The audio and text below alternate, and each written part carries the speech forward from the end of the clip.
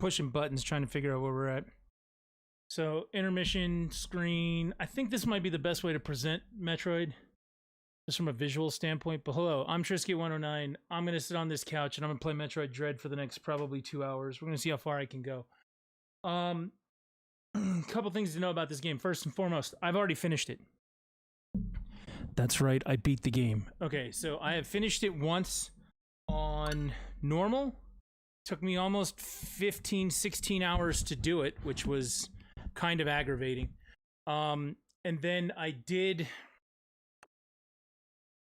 get all the way to the end on hard. So I have actually done both modes. Necros is on the last boss. Nice. Yeah, I mean, I have some opinions about this game that are probably going to be popular amongst some people and very unpopular amongst other people.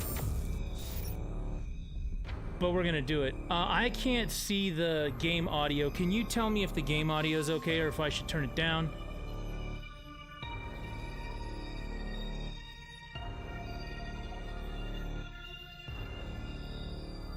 So, the thing about the game, Metroid Dread specifically, the unlocks for the game come when you beat the game on both modes, either normal or hard, in under 4 hours.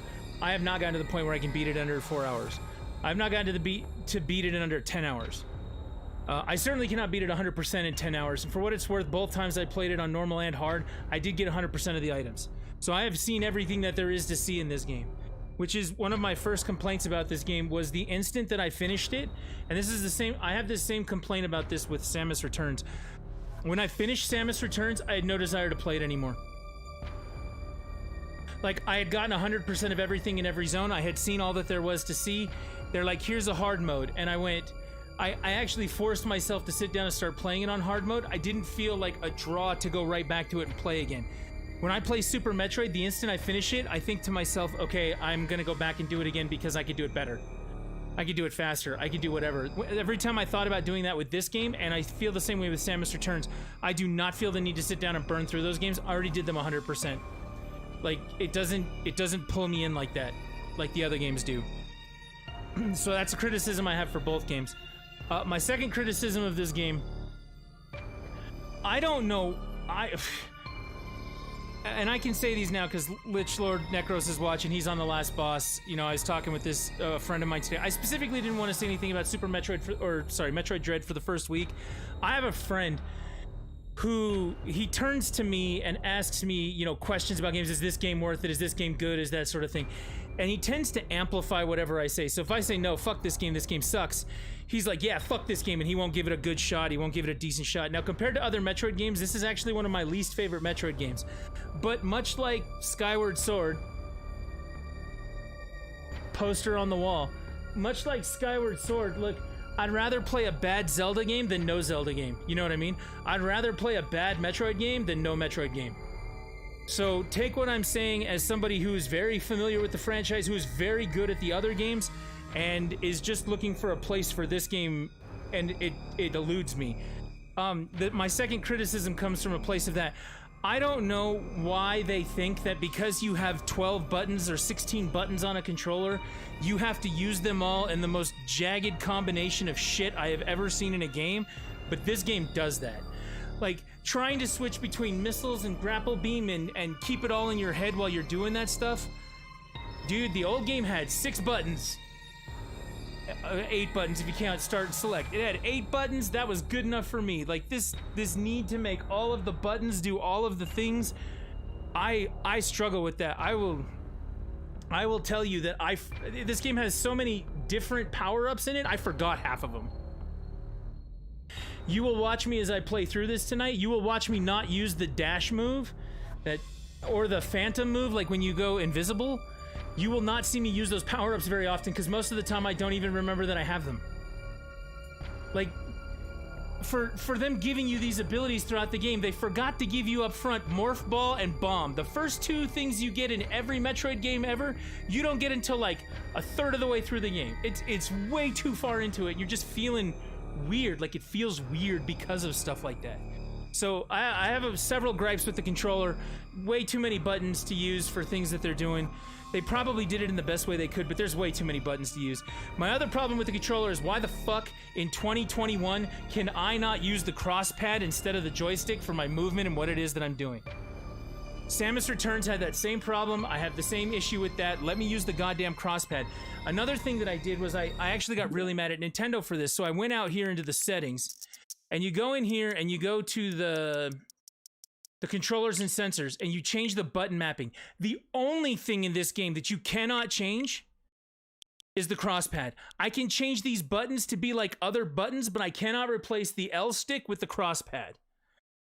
So they'll let you map anything that you want to. So if I don't want to use the left button, or I'm sorry, the right cross pad to do the burst thing to find areas, I can set it to up if I want to. That's great, but it will not let me change the cross pad for the joystick, and I would much rather play this game with a cross pad. Like, let me do that. And they're like, nah. So I have some controller beefs with this game. I have some beefs with the game in general. Just like, I did not feel like playing this again. Now, I'm actually glad I sat down and made myself play it on hard. Because when I sat down and made myself play it on hard, what happened was I did get faster at the game. I felt much more competent about the things that I was doing. I did not feel like I was just throwing myself at a wall until I accidentally passed something, which was what my first playthrough was. My son will tell you that I'm glad I didn't stream my first playthrough, because I was down here yelling at the TV going, what the fuck is this bullshit? What the fuck? Like, why you stupid fucking game? Like, I was sitting here really, really mad at it. Fighting some of the bosses that are in the game, which we'll go along and see those, some of the things that are going on. If you haven't gotten to the bug boss towards the end of the game, like, that shit is just, it feels like luck.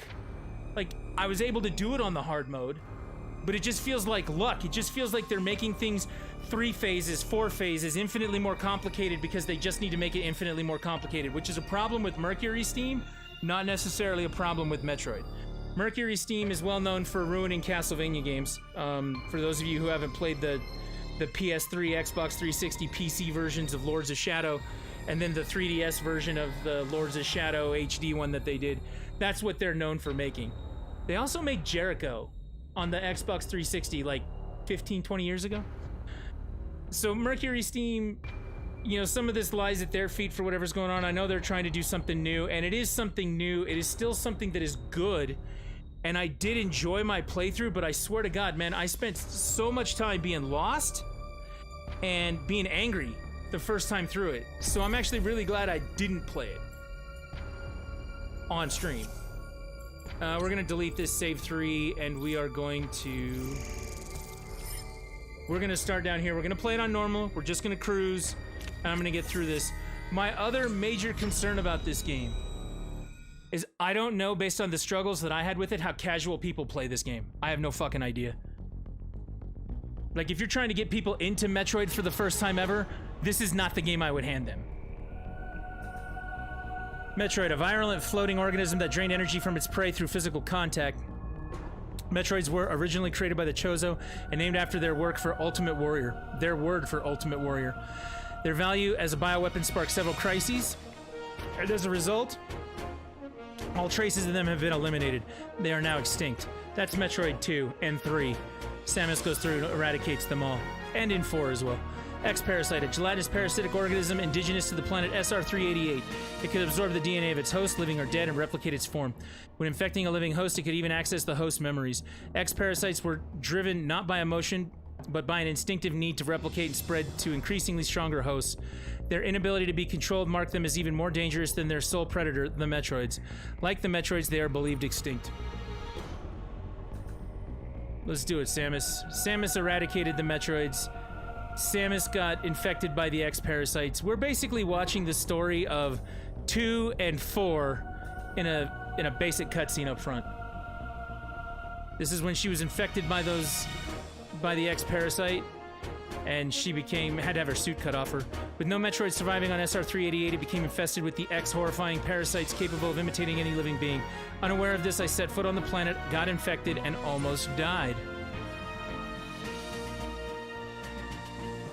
Let's see. What do we got, Necros? I actually agree. Besides visuals, fast gameplay, but the complicated bullshit with the left stick fucks you up, especially in boss battles. Yeah, that's where I noticed it the most. And You don't even use half of the upgrades save for the EMMI zone. See, and the EMMI are a totally different thing that we'll talk about in a little while, after we get into where they are.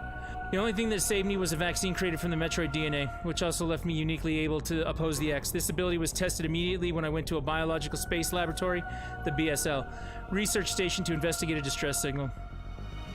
Then we did Metroid 4 SAX. No, see, the EMMI, the EMI stuff, it doesn't bother me that they put it in there. My problem with the EMI stuff is that you don't use anything to actually do it. Like, they're the exact same no matter what it is. The terrain might be a little different. Yeah, they're going to give you a different power-up, or they might, like, one shoots a wave beam instead of using the speed booster or whatever, but the EMI fights themselves are not any different. There is no variation to it whatsoever. And when the EMI fights are total bullshit, like you're just running to escape, it's total bullshit. Like, it's just annoying. Like, I will go through a section where I'm trying to get by an Emmy 5 or 6 times. I went through by an Emmy and I could not get by it because it would behave differently each time and there was no way to get through it because of how random it felt. And I was just trying to go from one door to another. It just, they're just there. I don't know the experience they're supposed to do. And then Necro says it there, I did not feel dread in this game. Fusion was better for that. I felt dread in it the first 5 or 6 times I got caught by an Emmy, and then every time after that, I just felt annoyed. The dread went away really, really fast, and the annoyance stayed for most of my playthrough. Let's put it there. There, I battled many powerful X forms, including the SAX, which was the X mimicking me in my power suit at full strength. I eventually eliminated the X Menace on SR-388 by setting the BSL research station on a collision course with the planet. After that, the X and Metroids were just memories, or so we thought. Just when it all seemed over, the Galactic Federation received a mysterious video transmission. That is an X-Parasite. But yeah, ultimately, like I said, like, the Emmy stuff, it's just annoying at some point, right? It showed an X alive and in the wild. Thorough analysis proved the video was real. Although the sender was unknown, the transmission was traced to a particular planet. Let's go to that particular planet. New planet, new names, new music themes, ZDR. It was called ZDR. If the X had somehow escaped extinction out there, they would pose a threat to the entire galaxy. The Galactic Federation dispatched a research team of 7 Emmy to investigate. We're gonna call the X-Parasite COVID. Just for fun tonight. COVID. Good job, Emmys. An Emmy is a large research robot designed to capture field samples and extract their DNA. Their incredible mobility and protective plating made of the strongest stuff in the universe practically guaranteed the mission's success. But not long after their arrival on ZDR, all communication was lost. Let's do this. I think they need to get rid of Aeon abilities and go back to original gameplay. If they were going to remake Super Fusion, I don't want them to now. Yeah, I don't want them to either. What's happening on ZDR? Is the planet really infested with X? As the only one immune to the parasites, it's up to me to go there and find out. Alright, let's watch the rest of this cutscene. I'm not going to talk during this. I think I have valid concerns, though.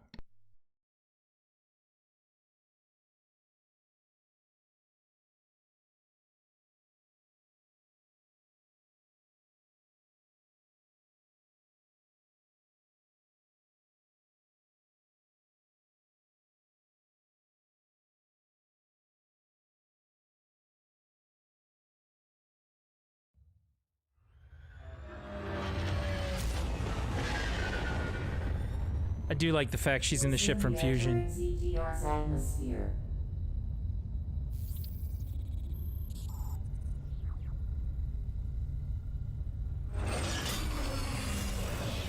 The bounty for this mission does not seem appropriate. The risk clearly outweighs the reward.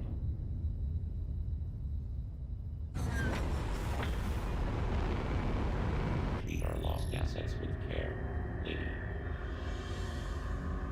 Entering the atmosphere in T-10, 9, 8, 7, 6, 5, 4, 3, 2, 1.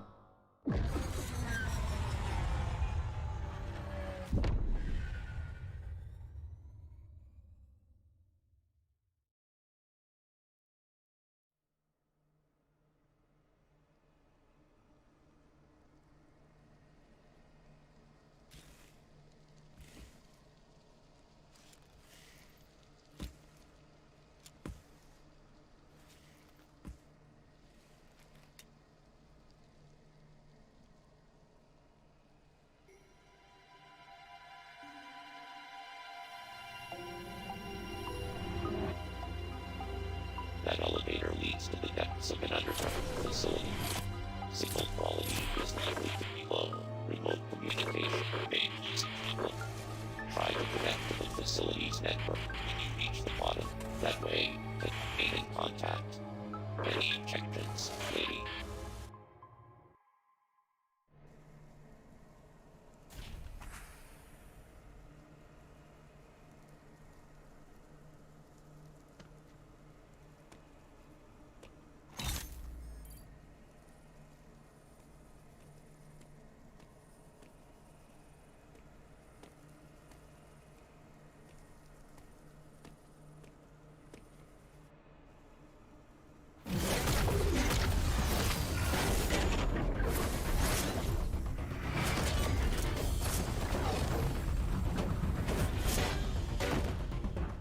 It's too bad Smash Brothers doesn't play like this.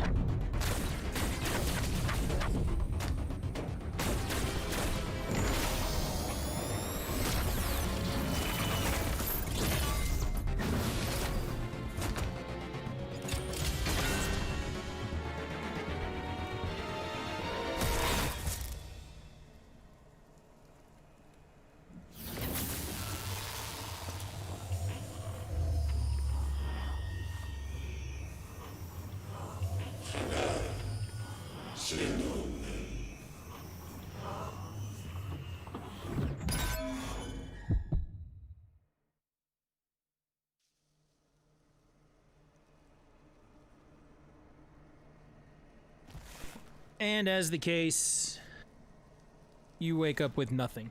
Now, I do want to point something out here in a minute. We're going to get rolling here pretty fast. Samus has no abilities anymore. Her suit's been removed. Shit be bad. And now we're going to start. Necros is in. Visually, this game is fucking beautiful. Music-wise, meh. Nah. Music in Kataris was too cartoonesque and not creepy like a Metroid theme would be. I mean, it's a new game, new areas. I expect them to do new things with music and such, you know, so I don't begrudge them that. But I will tell you that I found most of it to be forgettable. Alright, so we slide. We are moving through here. Alright, I want to show you guys this right here. Now, for those of you who know, I'm not calling him out for this. I want to put this out there right away. I'm not calling Philly Paycheck out for this, but I was watching Philly stream this the other day, and he got to this room, and this is basically the first thing that you do in this game. You know what I mean? He got to this room, and he didn't know about the wall jump. He wasn't able to pull that off. I can, because I've played Metroid for a long time, right? The other thing, though, is that he hadn't played a game since Metroid 1 and Super Metroid, right? So when he broke that thing, he was trying to jump up here, and he didn't know that she had a ledge grab.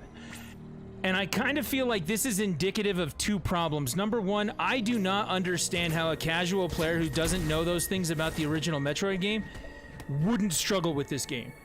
Like, he was in this room for 20 minutes, and I was like... I didn't want to tell him to shut it off, because I want him to enjoy the Metroid game, and I want people to come to these games and play them, but, like... You know, it's either that hard or it's not. The other thing is that there's... You give me this thing down here, right? When I came through this and slid through here, there was a pop-up that showed up that said push ZL to slide. So I got a tutorial down there, but I didn't get a tutorial up here, and this is where he was stuck. And I was like, how is a casual player knowing nothing of these things, having not played a Metroid game since 1987? How the fuck would you know that? How would you know to do those things? Now, I understand that for those of us who are the well-initiated when it comes to Metroid, you know, my game time, I think, for Super Metroid when I played it the other day was what?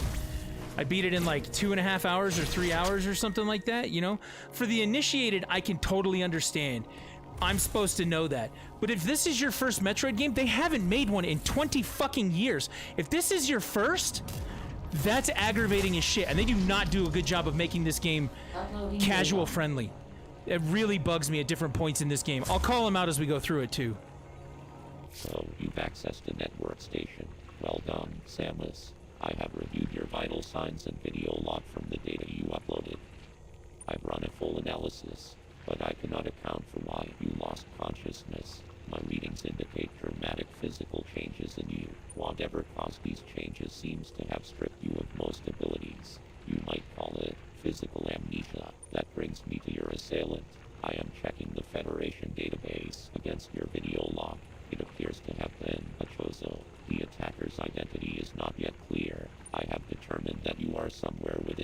effects of ZDR, your top priority should be to return to your ship on the surface. This situation is precarious.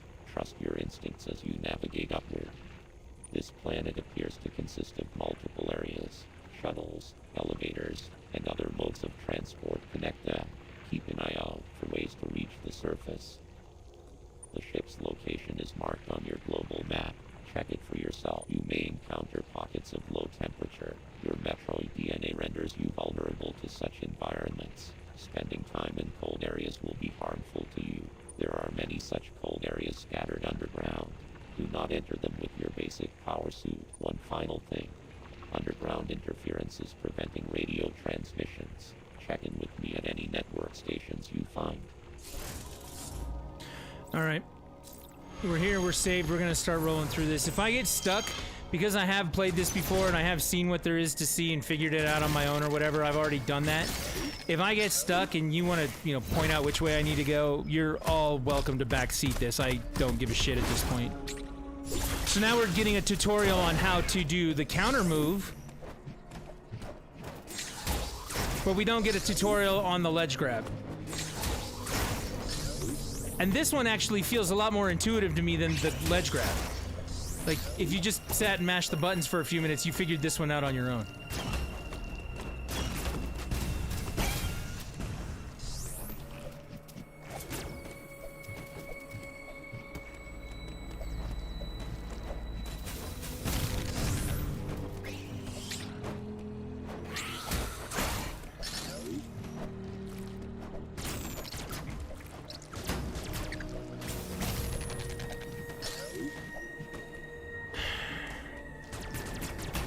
Oh, by the way, they haven't also told me how to use the aim yet. So if I push L1, I can aim wherever I want to go. They haven't given me a tutorial on how to use the aim.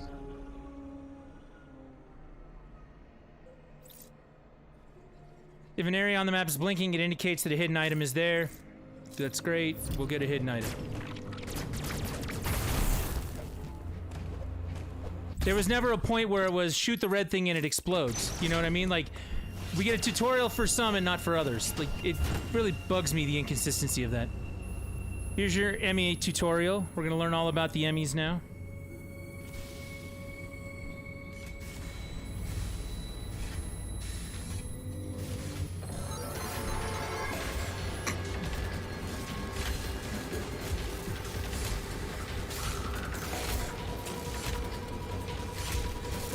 This one's malfunctioning.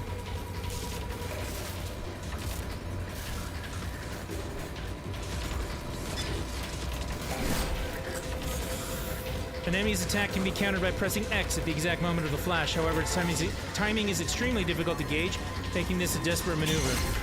There you go, I did it. There was a tutorial there on how to slide underneath that thing. But do you see what I'm saying about the hit and miss nature of what they want to explain to you versus what they don't? Now, I'm a big believer that, and I understand that I'm now complaining about this in one moment and then about to rail against it the next moment. I understand this. I'm a big believer in leaving people to figure out what you're doing, but you're either all in or not. Like, leave them to figure it out or give them tutorials for what's going on. This seems half-assed to me. Like, pick one and go with it, please, for the love of God. Can you pick one and go with it?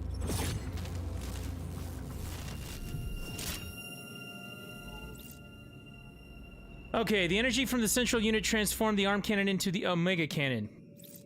Omega Blaster online. Hold L to use aim mode. Okay, now we're getting an aim mode tutorial. Way after you probably needed it. So, while holding L to aim, R to charge, press Y. While using the joystick to angle, it takes 4 buttons to do what I just did. I mean, seriously.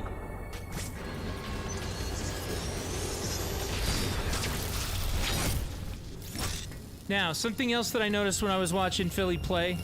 Again, Philly Paycheck, if you haven't checked out his stream, go follow his stream. He's a funny guy who does funny things.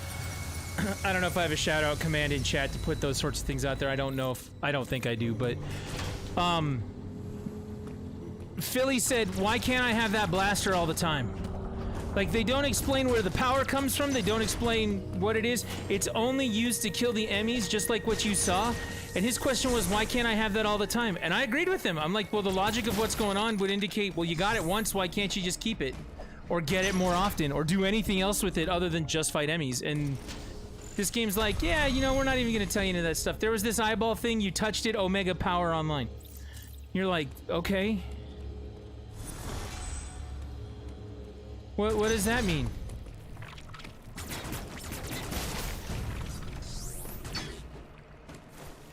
So, yeah, that's the tutorial problem I find with this.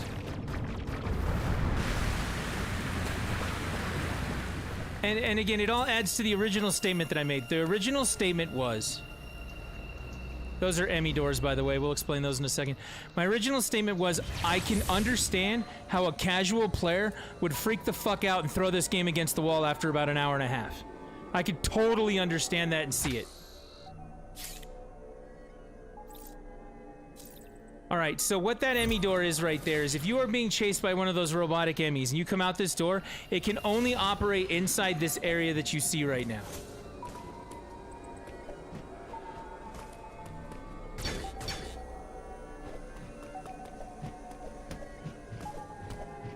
So in here, in these areas that you see with the digitization like this, you will be hunted by Emmys. There's one right now.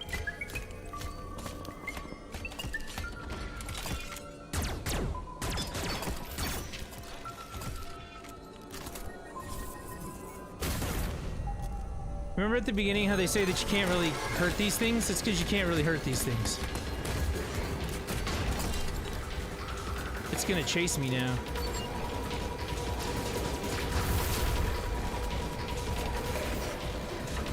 And that first couple times that it does, again, to Fuglor's point, he was like, I didn't feel dread when I played this game. The first couple times this thing was trying to get me, I felt it, and then later on it just became an annoyance. Now, if they have spotted you, they have the ability to lock those Emmy doors and keep you in here, but you can see he's not going to follow me through that, so we are now through that area. Can't go through there, need the visual cloak, which again, I only ever use the visual cloak for those doors.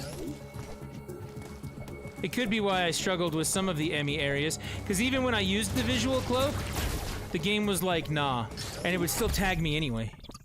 The Emmy would walk right up to me even though it couldn't see me and it would hit me. It was almost a guaranteed thing every time it happened. Alright, let's talk to the computer again.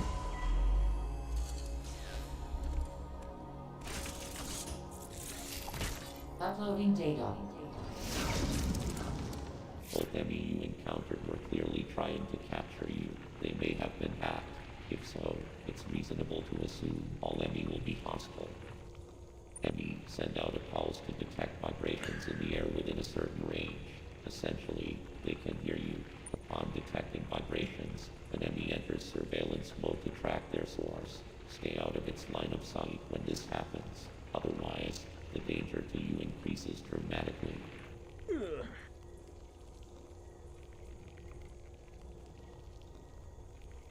I'm gonna put that there.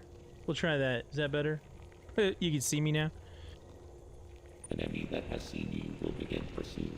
Part of the pursuit protocol is to seal the Emmy zone exits. You will be trapped inside. To survive, you must leave its range of pursuit. Evade the Emmy and it will disengage. This will also unseal the exits. An Emmy never leaves its assigned zone. Their control system must permit them to operate only within that range. I estimate a 99% probability of death if an Emmy captures you. There may be a very small opportunity to escape, but exploiting this window will be virtually impossible. And it is virtually impossible. That part is not bullshit. You lack the unique energy used to defeat the first Emmy. Your only option now is to evade capture and find an exit. Your highest priority in an Emmy zone should be simply to survive. Let's do it. But yeah, I think that this game, the tutorial thing that I'm talking about, I'm going to say this last thing about it, then I'm going to stop harping on it, but I think that there's something to be said. I feel like we all complain a lot that, you know, games hold your hand or whatever it is that's going on. And in this case, I don't think hand-holding for a game like this would be a bad thing. But, you know, like, you play Far Cry 6 and, you know, I think that that game actually maintains a pretty decent balance about it, because it'll tell you what to do, It'll be like, hey, you know, pull this trigger to shoot your gun and do stuff, but it doesn't stop the game and interfere with what you're doing in order to try and teach somebody who may need that help. You know what I mean? So if you're, you know, a seasoned Metroid player, you don't have to go, well, fuck me, you know, I gotta sit through this tutorial and this tutorial and this tutorial. Like, you don't have to do that with this game. Or you do have to do with that with this game. But like Far Cry 6, I think that they do like a good balance of it. He sees me. You finished the game. Good job. Oh, good. I can't get out of this. Nope, I'm dead. You did the thing. Dread is finished. Now restart it on hard. It doesn't matter which version of it you play, normal or hard, the Emmy shit is just shit, no matter what you do. I really just wanted to go over there, but whatever.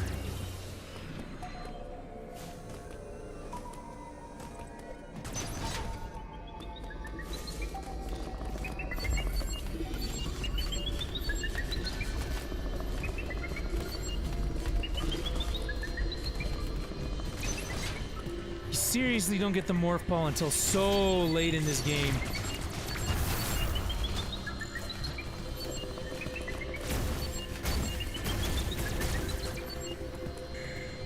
You seriously don't get morph ball bombs until so late in this game. Okay, here's another gripe I have. Are you ready for another problem I seem to have with this game?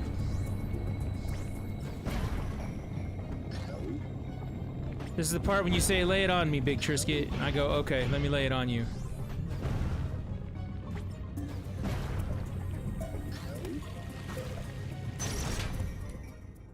For those familiar with Metroid, the gravity suit is the thing that you need to go through water. Water is used to show you in areas, first off, that you're coming up on the gravity suit, second off, that you probably shouldn't be there until you get the gravity suit. This game forces you to go through so many areas like that. You're like, okay, so if I'm in the water, that means gravity suit. And normally you would say yes, so until I get the gravity suit, I'm not going to come after these areas. But in this game, you spend so much time in the water without it, it's annoying as hell. Here I am again, in the water. Doing things without a gravity suit, just going slow, because annoyance.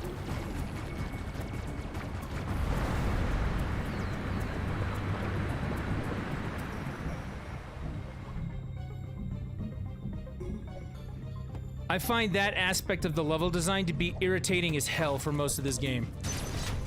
And you see it constantly. You're constantly in water in this game.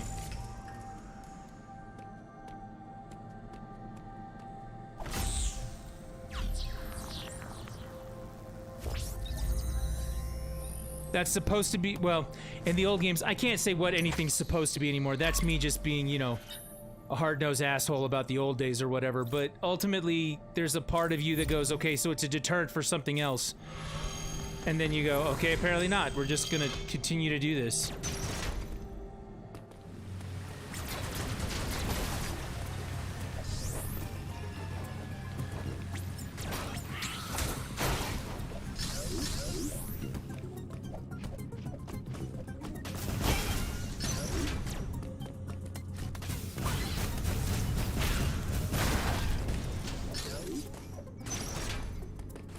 Now, all of that being said, those are, you know, my major issues that I had with the game. Now, all that being said,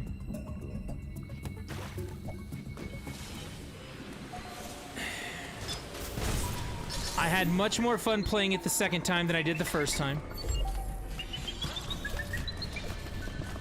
I can't go through there. I'm screwed. Hey, Samus, you gonna hang on that ledge longer? Like... Oh, I remember this. Here we go.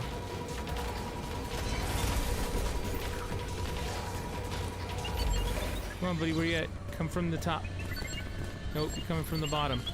That's not what I want.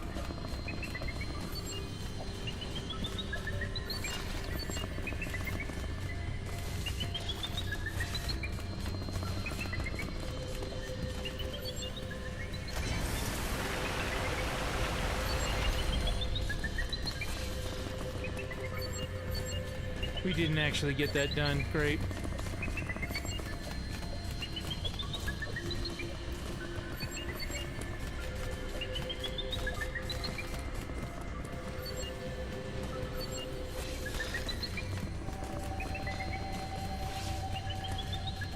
See, I can invade him pretty well.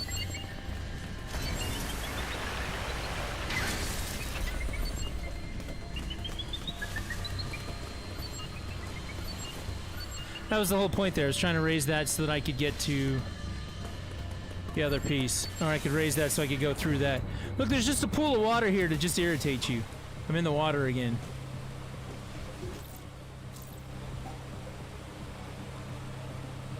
Okay, let's keep going. Can't get up there yet.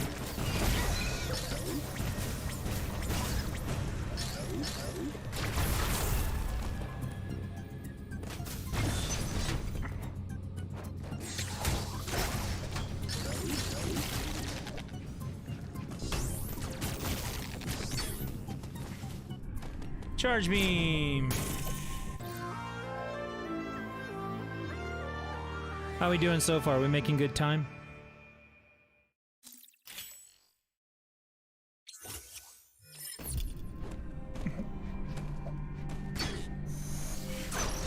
Charge beam allows us to open these doors we've not been able to open until now. And now we're back at the very beginning.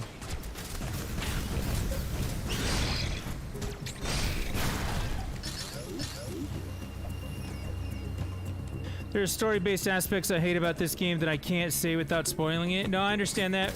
Hey, we'll get there. When we get to those story-based aspects, you can speak away, but not until we get to them. That's what I'm gonna ask.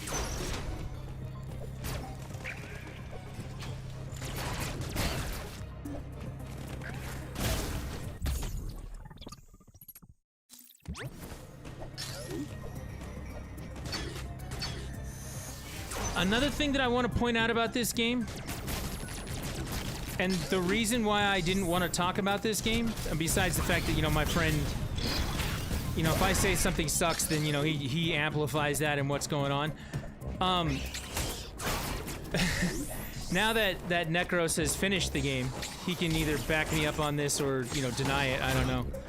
But this game is vastly different from beginning to end.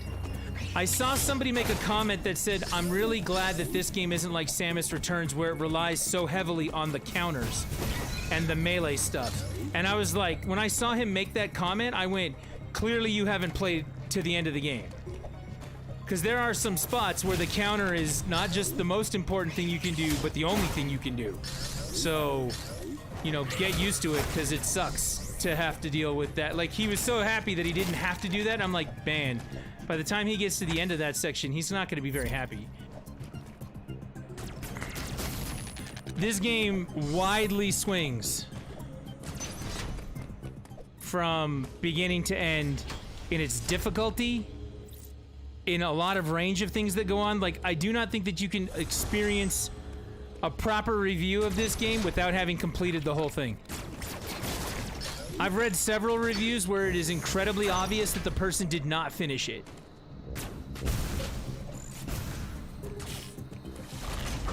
Alright, here we go. Oh yeah, he's gonna hate this game if he hates that mechanic. Yeah, later on it's gonna absolutely just fry his mind. But that's because from beginning to end it changes so much. He's gonna forget half the abilities that he has, and the ones that he has to use, it's gonna piss him off, right?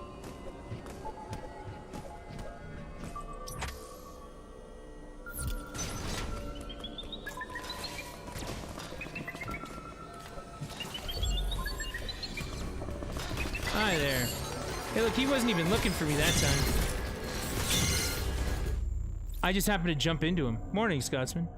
The only reason I can tolerate it is because I've spent so much parrying in Dark Souls. Maybe. Somebody did make that comparison too. I saw somebody sent out something that said, this is the Dark Souls of Metroid, and I went, is it? I don't know about that. But no, and I make the comment, like, I mean, I was talking to my friend about the game today, the one who amplifies the things that I say about those sorts of things.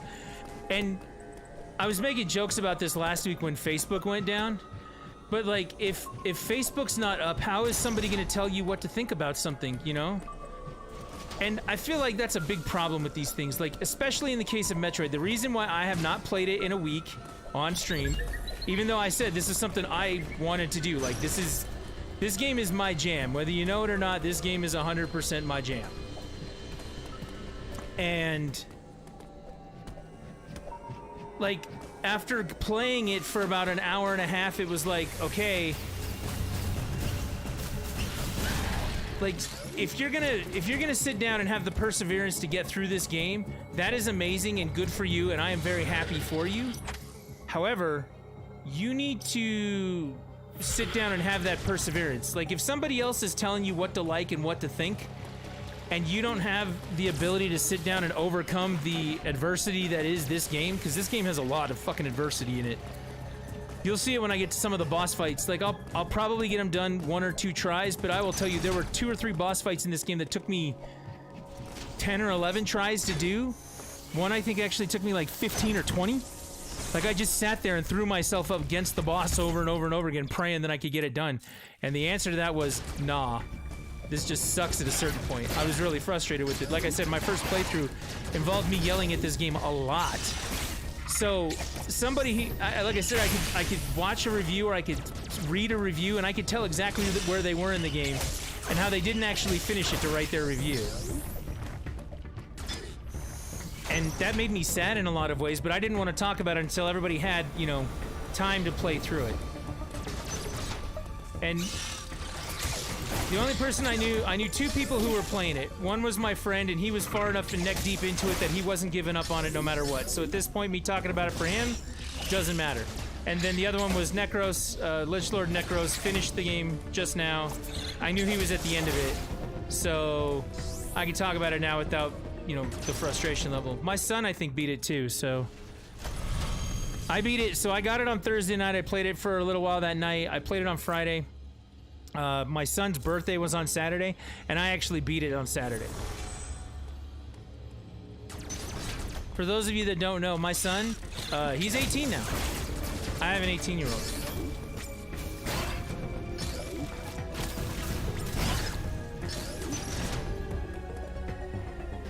And if that makes you think that I'm old as fuck, well, you're only as old as you feel, and apparently I'm old as fuck now.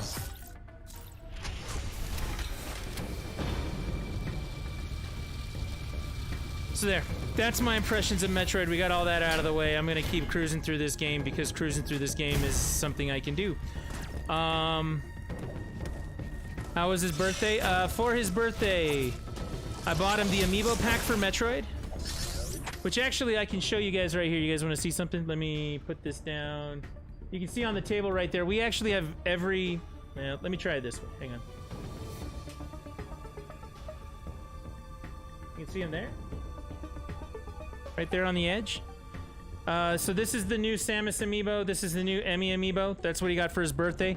And then we have Zero Suit Samus, the original Smash Brothers Samus, the Metroid Return Samus, Dark Samus, the Metroid, and Ridley. We have all of the amiibos at this point for Metroid. He got those 2 for his birthday. Ugh. Hang on. Now I gotta fix this.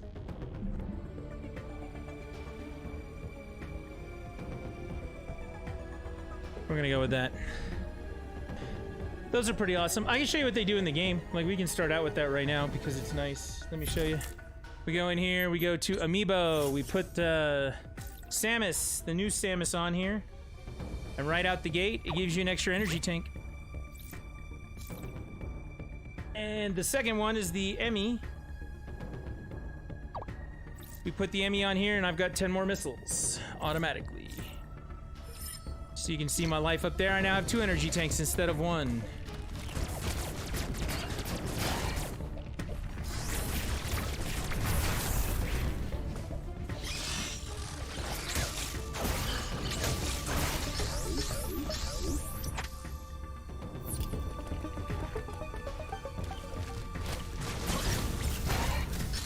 So there's that. He did also get a birthday present a couple weeks ago. It's sitting over there on the shelf. I really, really wanted him to play it. more than he has, but he said he will. He just hasn't gotten there yet. We got him a PS2 so we could play Monster Hunter. The original PS2 Monster Hunter. Record of your assailant in the Federation database. However, there are records of a chosen warrior tribe. There is a strong possibility the two are connected. You have seen the warrior tribe's architecture and artifacts on this planet. I conclude that this was one of their settlements. But why would someone lead you here and send the enemy after you? The footage of the ex-parasite may have been staged to lure you in. The situation remains unclear, but your priority hasn't changed. You must return to the ship.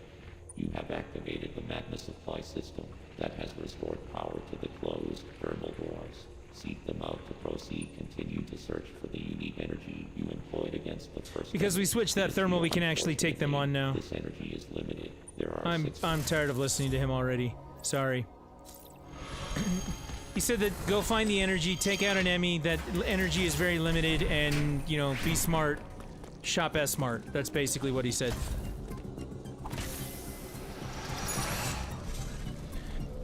So yeah, I have 33 missiles right now, which is new.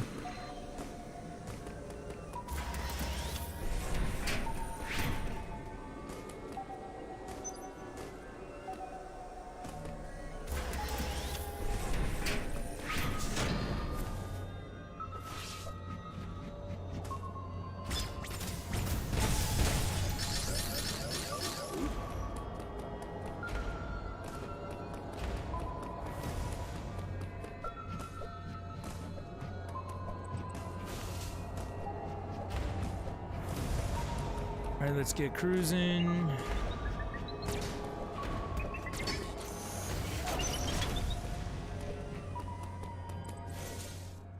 Alright, here we go. The actual eyeball thing.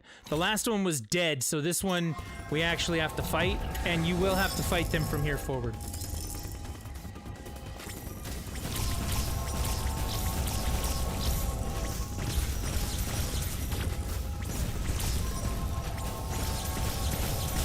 By the way, 10 extra missiles helps in this particular case. Now you can shoot these red rings to refill if you really want to, but, you know, I'm just cruising here. He's dead.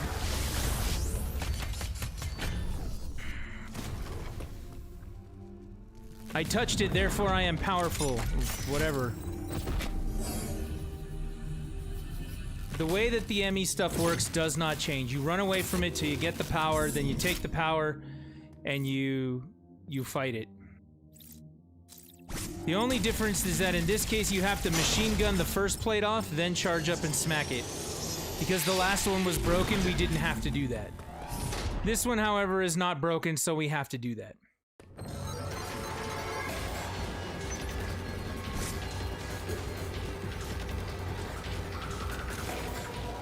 It's coming from up top.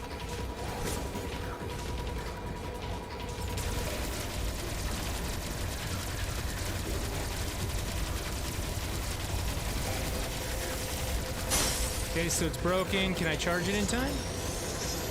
Nope. Nope, missed that one. Okay, so we're gonna run through the door next time. But look, it's an ME confrontation. Like, they're the same no matter what. I feel like you don't really, like, get better at them. They're just a thing that's in the game.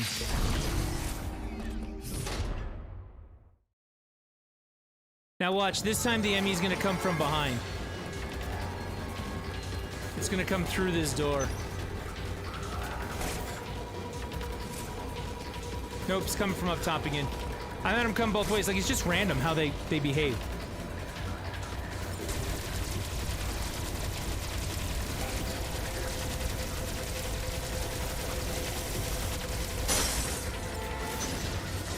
Alright, let me through. Thank you.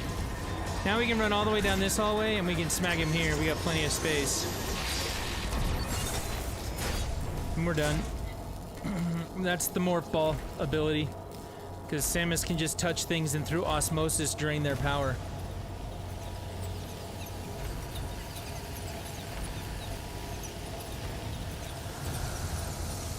I know, it's a Metroid ability, whatever.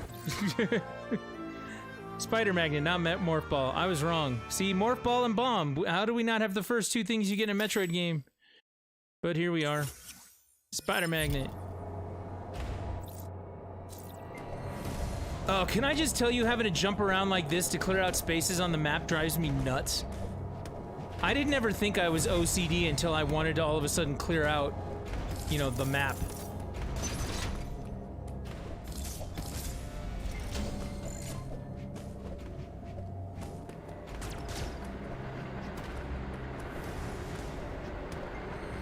Nope, we're not going up there. We're not going to drop down there. We will go through here. This is going to take us to this side, where I'm going to suck at jumping. It'll be okay. We'll get there eventually.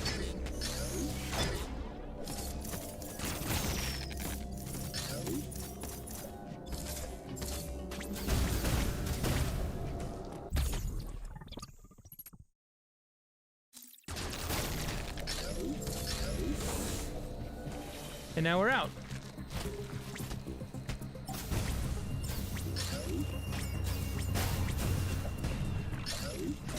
You were like that when you played Ori? Yeah. Alright, here we go. We can't get out of here, and you've got that door blocked by Ugly. Oh, come off it. I meleeed that shit. Fuck you. I did it there. So that's what locks up a boss. Now we're to a boss. Just as fast as we were in one place, now we're in another. The first time I did this, it took me like 6 tries.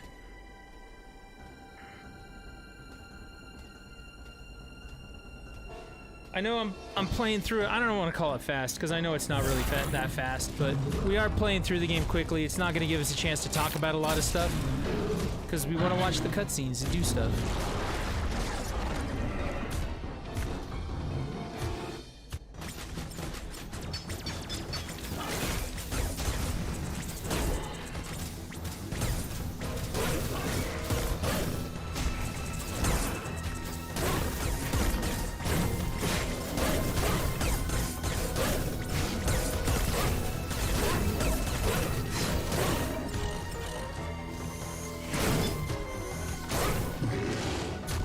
First part's done. That's phase 1. Phase 2, he goes invisible.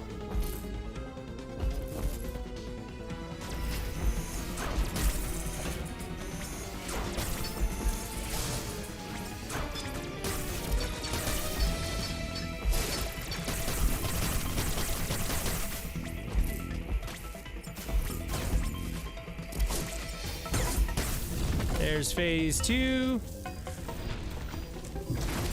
Now we get phase 3.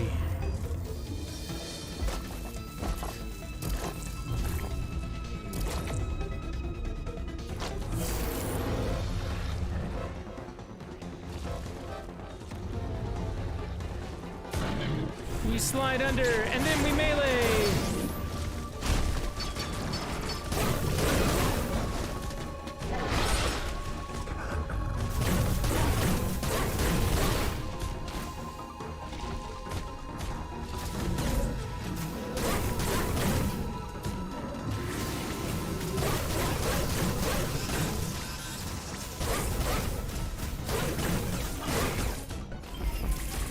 Oops.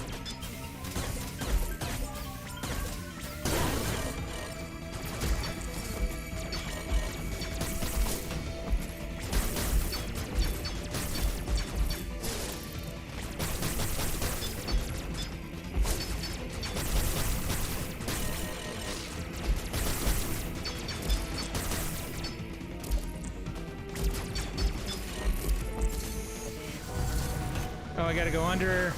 Then we melee again. Oh man, it didn't land that time.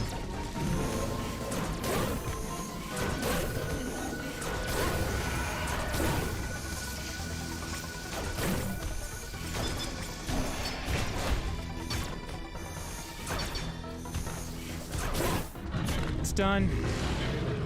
That took way too long. That third phase, I really screwed that up. But I did on my first try.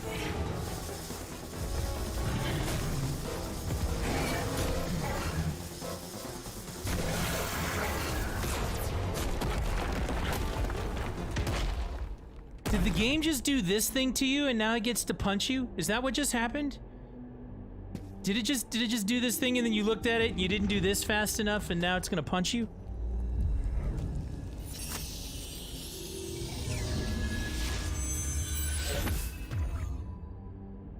Okay, so there's an item cube. There's the ability to touch things and absorb their power, and there are Chozo relics that actually have items attached to your suit in this game. Like, there's so many different versions of the same shit. There's elevators, there's warps, and there's trams? Like, okay. This is a very complicated world that we live in, apparently, Samus Aran.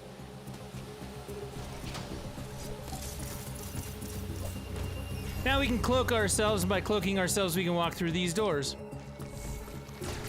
which used to lock themselves on us.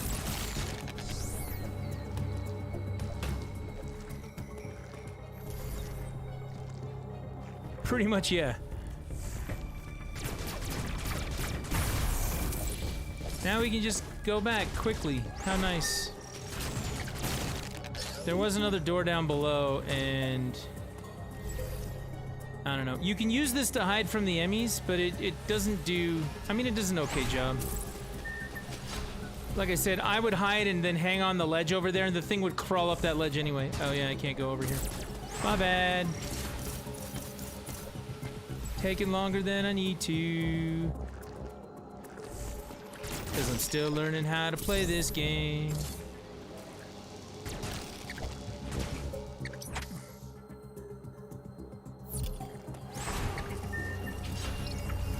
There is a Invisidor over here.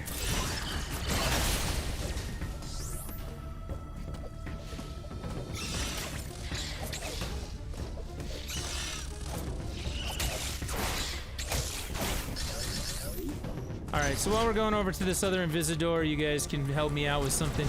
I am going to Las Vegas as soon as possible.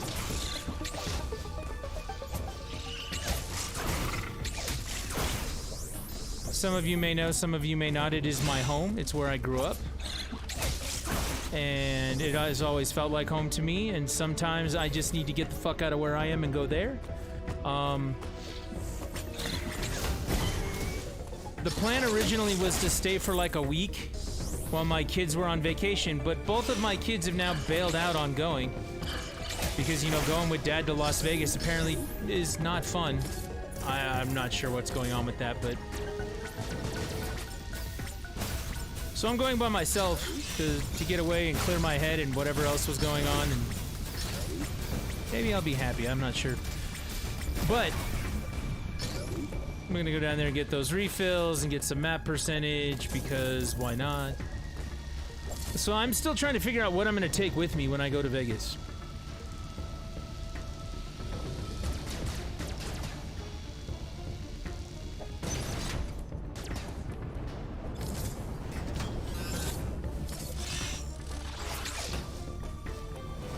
Come on. There you go. Just die. Oh, we're not going there yet. That's heat. Heat's bad. Welcome to Kateria. Whatever. Ivy! It's like 12:30 at night, Ivy. What are you doing? I hope you're not having migraine problems still. Ivy and I were talking about her migraine problems the other day. And it was really funny. We were talking about it, and then I woke up today and I had a migraine.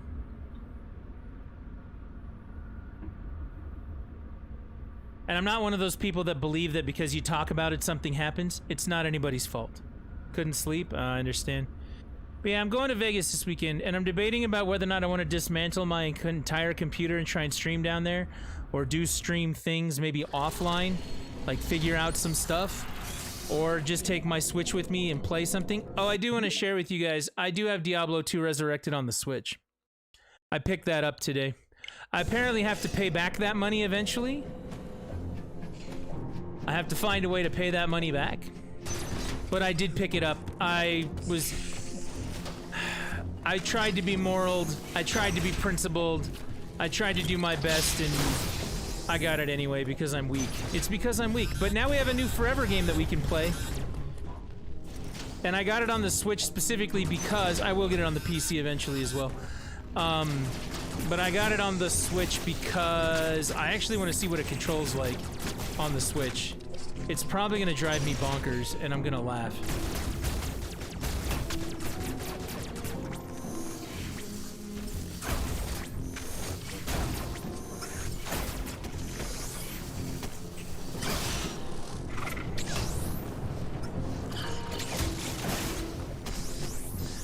But we do have that to play.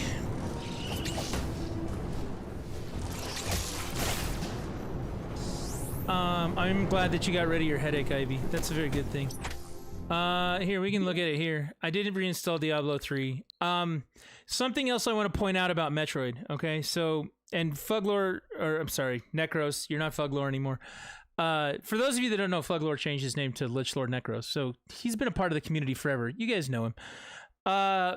As soon as I beat Metroid Dread, I started playing Circle of the Moon again because I didn't want to touch this right away. I don't think that's a good sign for your game. It's just a theory I have. But then look at all these other Metroidvania games that I installed. Bloodstained, all the Castlevanias, Blaster Masters, Axiom Verge 1 and 2. I did buy Shock Troopers the other day because that game is awesome. But the answer to your question of, well, what games are you playing? All of them? Recent acquisitions. 80s Overdrive, which is epic as fuck. If you haven't played the new Cruisin' Blast, epic as fuck. I've been all about arcade games recently, so Prehistoric Isle 2, Polestar, Strikers 1945, and Shock Troopers are all games I picked up in the last couple of weeks. The Konami Arcade Collection, Gradius, Life Force, Twin Bee, a couple of those games, which are epic as fuck. I'm not going to stop saying epic as fuck, by the way. That's going to continue to be a thing. I mean, there's all the Dragon Quest games. We could always do that. We got Gear Club Unlimited I bought in Hawaii for the airplane ride, and it wasn't as good as that 80s Overdrive game up top. Gunbird and Gunbird 2, those were recent acquisitions for arcade games. What else was a recent acquisition? Metroid, of course, was a recent acquisition. This is still my son's. I haven't bought Monster Hunter Stories 2 yet. Monster Hunter Rise, by the way, has a demo on PC. If you want to play it on the PC, I give that the thumbs up. What else do we have? What did I get recently? I got a ton of Sega games. Well, I got Quake. If you haven't played Quake, you need to get on that Quake game. Quake gang. R-Type Dimensions I bought in Hawaii to pass some time. Alex Kidd Miracle World, Fantasy Zone, G-Loke Air Battle, Shinobi, Fantasy Star, Outrun, Lightning Force, Herzog's Wii, Game Ground, Space Harrier, Thunder Force, and the Monsterland games I bought around the time that I went to Hawaii. They all went on sale, and I bought almost all of these games in like one shot. Cost me like $30 for all of them, and I was like, okay, well, this is the best $30 I'm ever going to spend on games. Let's do it. And then I did buy... I have both World Ends With You games now. And then I bought the extra Wonder Boy games. Wonder Boy Asha, Wonder Boy The Dragon's Trap, Wonder Boy Returns Remix. I bought those because I'm a Sega junkie. Okay, so... Boy, you can be like, how whatever. I love Whoa! that old money clink, that beautiful sound of cold hard cash. That beautiful, Well, beautiful Ivy sound just of nickels, nickels, nickels. paid off Diablo. That Thank you, beautiful Ivy. sound of clinking nickels. $56 tip from Bloomin' Ivy because of two reasons. Number one, she's epic.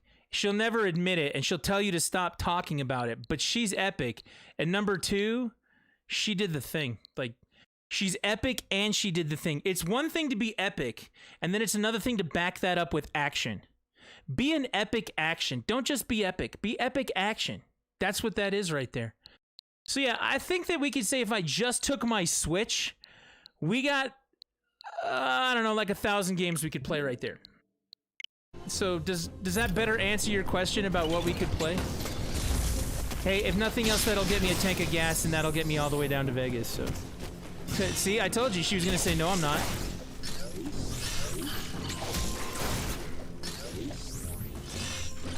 I told you that was gonna happen, and then it happened just like that. So there are lots of things to play. Alright, we got a computer to talk to us for a minute. Plus, I'm expecting a $700 bonus. Damn!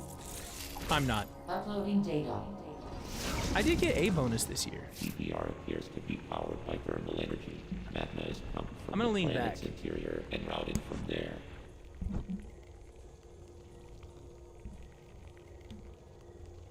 I have located the central routing system for the magma. It is here in Cataris. Samus, your current suit cannot protect you as you explore Cataris. The extreme heat of the lava is too much for it. Under no circumstances should you enter high temperature. You don't get areas. bonuses for anything? I mean, you get like bonus diapers, right? I know the shuttle somewhere above here. Use it to find a path forward. There is one other thing to discuss. It is your new Phantom Cloak ability. The Phantom Cloak prevents the enemy from detecting you. Thus far, your only option was to run.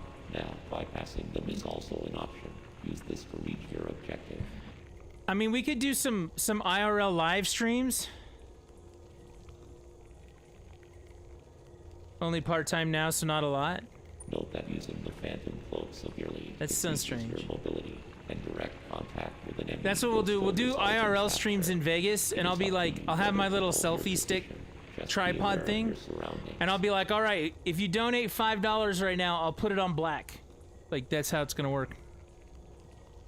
The Phantom Cloak is useless. Once an enemy sees you, you will need to evade capture until it gives up pursuit. The Phantom Cloak can remain active after your aim has been depleted. It will consume your life energy instead. Consider it a desperate measure. Remember, it cannot drain your energy down to nothing.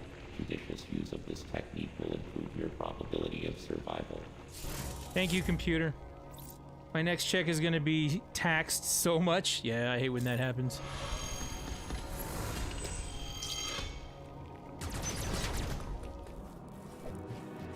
Alright, we gotta figure out the Emmy thing because the next Emmy is Morph Ball. And I need that. This door will open.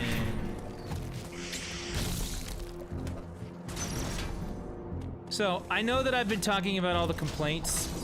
104 hours and a $700 bonus. Jeez, Ivy. You're killing it, Ivy. Well, thank you very much again for the... Was it $56?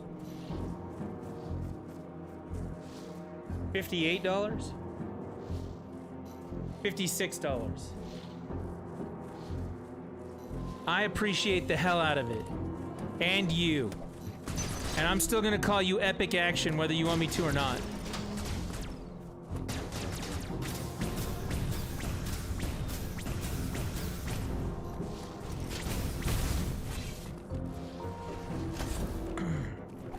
I appreciate it, Ivy. So yeah, I'm still, like I said, I'm debating about whether or not I want to just travel light. Like, if I take my laptop, I can actually work while I'm down there. And that's what I'm gonna do. My friend who's putting me up, he still has to work and do things, and we might go catch, like, we're gonna go out to, like, a bar and catch a baseball game kind of a thing, because we're both Red Sox fans. I'm a Giants fan, he's not so much, but, our teams are still in the playoffs right now, so, we're gonna go catch things like that, do stuff like that, and hang out. And I'm debating about whether or not I want to take everything. Like, it's such a pain to pack everything up every time I want to, like, go do something like that. So, I don't know if I want to do that necessarily.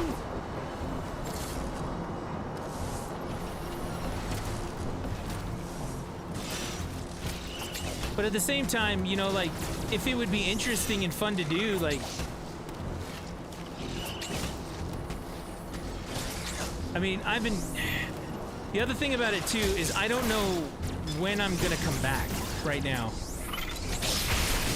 For lack of a better term. I mean, things have been kind of brutal and rough at home. And as a result of that, like, my children were supposed to come with me. They've all decided not to, just because they're sticks in the mud. Which is part of the reason why things have been unpleasant. But I can...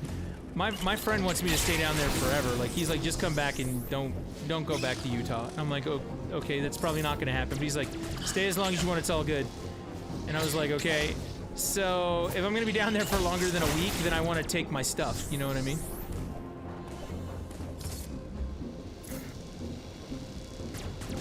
If I'm not gonna be down there longer than a week and I just go down and unwind and relax, then maybe it's worth doing it that way, but I haven't made a decision yet. Like, there's a part of me that's like, well, be cautious and take it with you, and if you don't use it, then that's fine, but, you know, that kind of sucks. See, I'm just trying to figure out what I'm gonna do, and as Grumpy Scotsman pointed out a minute ago, he's like, well, what are you gonna play? And I think that we could start a forever game. I think that we could start playing Diablo 2. I mean, we played a lot of Diablo 3, let's be perfectly honest. Like, playing Diablo 2 would make sense right now. And I would want people to play it with, and I would ask you guys to come along for that sort of adventure. So it may be worth doing. But again, I'm trying to figure it out, you know. I'm still kind of finalizing some decisions. So if you want to weigh in on that, by all means, weigh in. So I found a reading app and have been spending too much money on it. That, dude. Books, digital books, like Audible and shit like that are so expensive. You would think it would be cheaper because of the distribution. We don't have to print it on paper and send it out to people. You would think it would be cheaper. It is so expensive. I'm down for Diablo 2. Okay.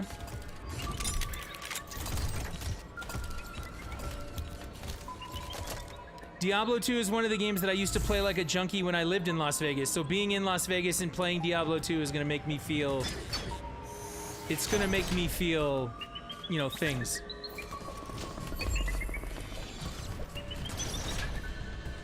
The nostalgia will be so thick you'll have to brush it away with both hands.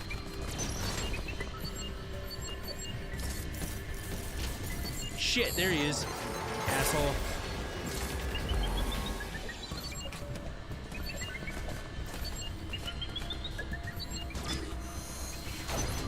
I'd like to think I'm getting pretty good at dodging this thing, but he's still an asshole.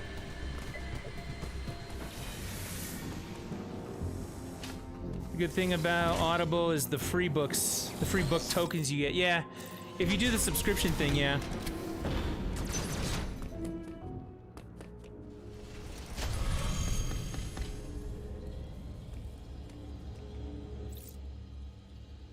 I'm gonna bring this over here now. The app I'm talking about is called Drame. I don't know how to say that.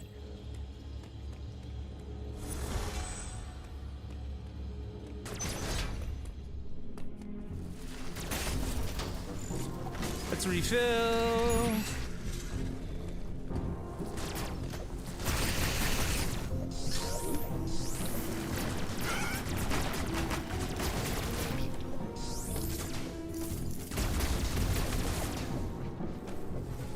Can't go in there, didn't even notice, because I'm a dumbass. Alright, let's go. Don't want to go in there. That's where the heat is. That's where Samus dies. Okay. Need to get the Variety suit. It'll happen. It'll happen. Yeah, like I said, if you want to backseat this game, like if I miss something I'm supposed to grab because I'm an idiot, you are more than welcome to backseat that shit.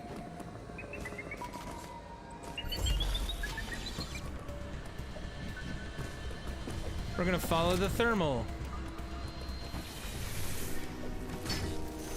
As much fun as that door is now that it's open, it's heat in there. You can see from the visuals. And to Necros' point that he was making earlier, 100% you're correct. Like, this is the best looking game on the Switch I think I've seen so far.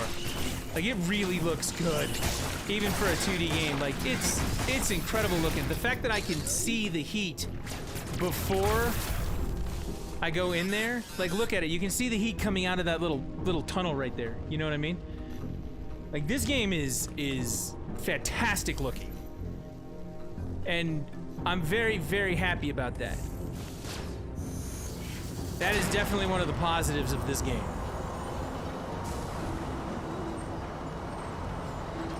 There's so much going on, so many moving parts, so much to see. It's just really good.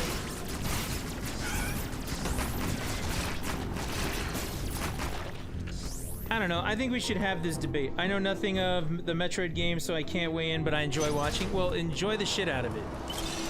Also know that if you were to play it, I make this look easy. It is not actually this easy.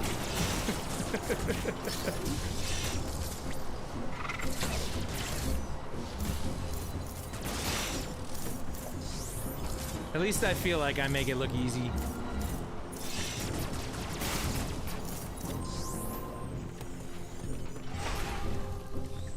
Okay, I actually want to go back and open up that door. That way in the future, I can just come through this way.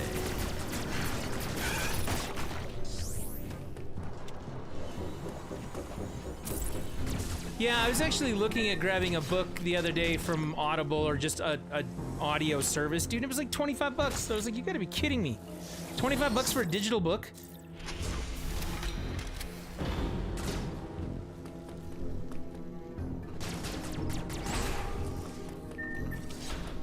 All right, now that the magma flow is going a different way, we can exploit that and open up some other things over here. Let's refill before we go. I really don't need to,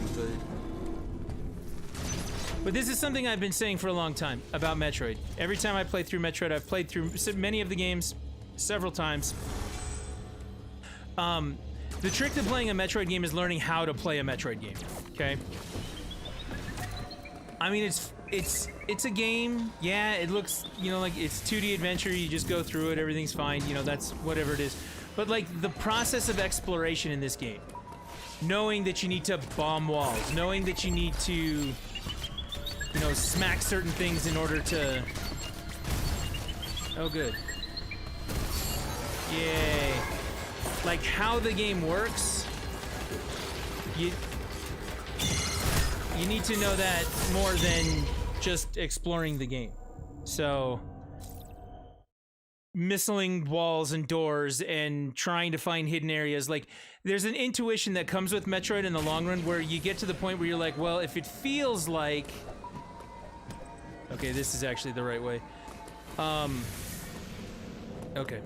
If it feels like you should be able to get through an area, one of two things. One, you missed a place where you could bomb something.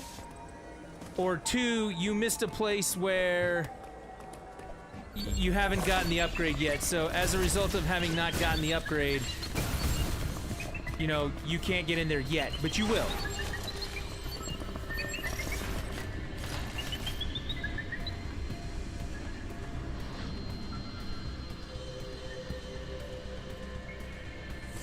And you do get the hang of that. You get the feel for it as you go along. You're like, okay, this fits a certain pattern. This looks like a room I've seen. Learning how to play a Metroid game is far more important than actually playing the Metroid game.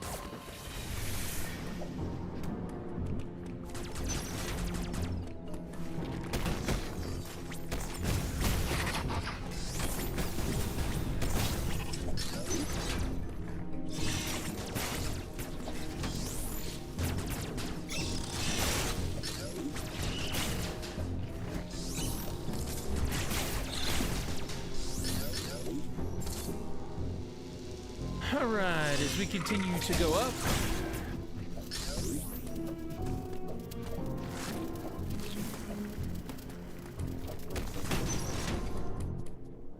Alright, let's talk to the computer again. I was good at Hollow Knight, but my issue with this game is games like Mega Man is I have no idea where to start them, what item do you grab first, act, shit like that, yeah. This game's a little easier than Mega Man. Mega Man has a specific order, so... Mobile identifier. It can procedurally modify and enhance its own capabilities. Its ability to configure itself to fit into narrow spaces is a standard feature. Any enemy you encounter will likely do so as it pursues you.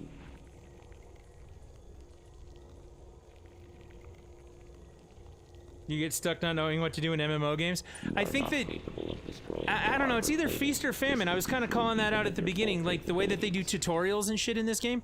It's either they give you too much information about one thing and they don't tell you about any of the other things and you're like, okay, what am I supposed to do? You are faced with overwhelming power. Accept your helplessness.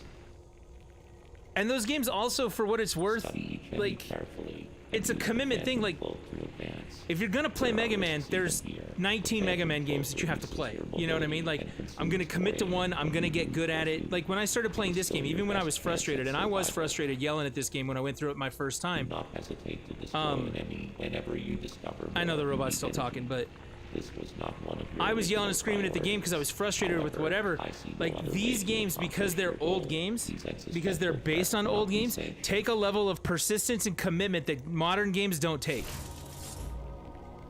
You know, again, learning to play the game instead of just playing the game. You know, learning to play this game will make you better at maybe other Metroid games. I can definitely tell you playing Super Metroid will make you good at playing Metroid, you know? But Metroid gives you no assistance, whereas this game gives you half-assed assistance.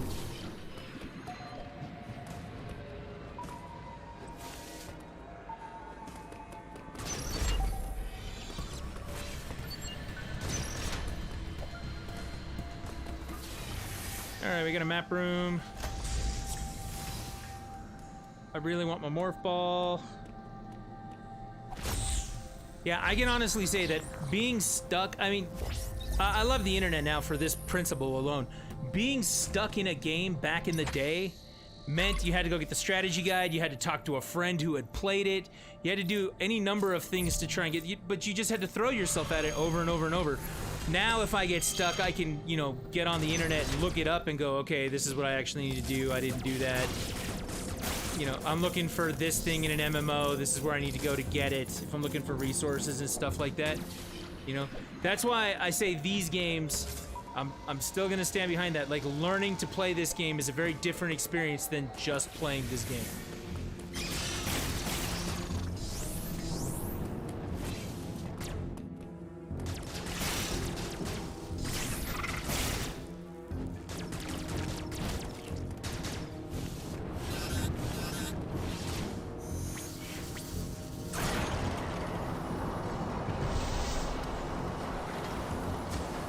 Older games force you to get good, and they force you to get good real quick. Like, I have a lot of respect for the guys who do speedrunning on Twitch. You know, they're constantly, you know what I mean? They're constantly playing games like Ninja Gaiden. I've been seeing a lot of memes recently from people that are like, my son asked me for a PS5, so I told him, beat these games and I'll buy you a PS5, and it's a list of like the original Ninja Turtles and Ninja Gaiden 1 and 2 and, you know, games like that. So if you can beat these, then we'll talk about getting a PS5, and there's a part of you that knows they ain't ever gonna beat those, you know? So, I mean, it wasn't just a matter of getting good, it was a matter of getting good real fast.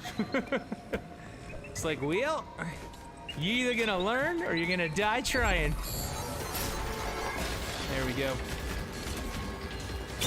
I countered him. I made it, everybody.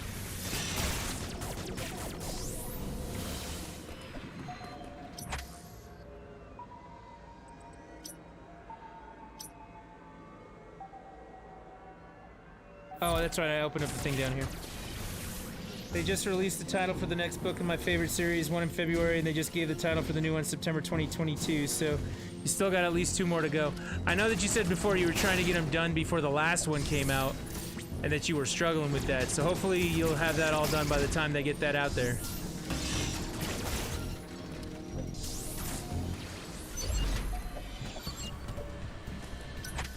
Where am I going? So it's the thing is that the thing I actually want to get to is up here. I can't get through that without power beam.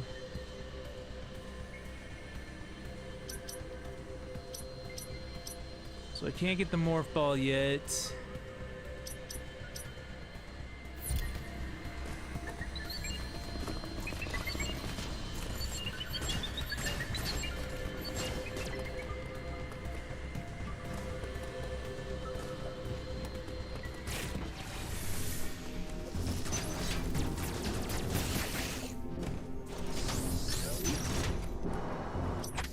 Already been through here, but not down.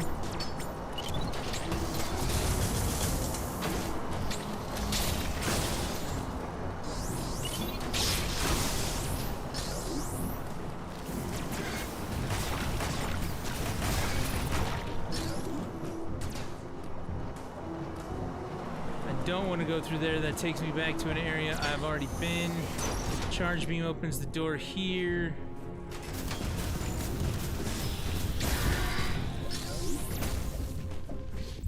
Missile tank is good.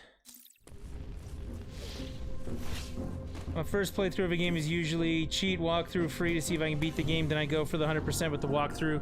The only thing that I looked up on my 100% playthrough of this, because I did beat it on normal 100%, and I'm at the very final boss on hard 100%. The only thing that I looked up is there's a couple of things in every Metroid game that you have to figure out how to use the speed booster to use. And I looked up a couple of the speed booster puzzles.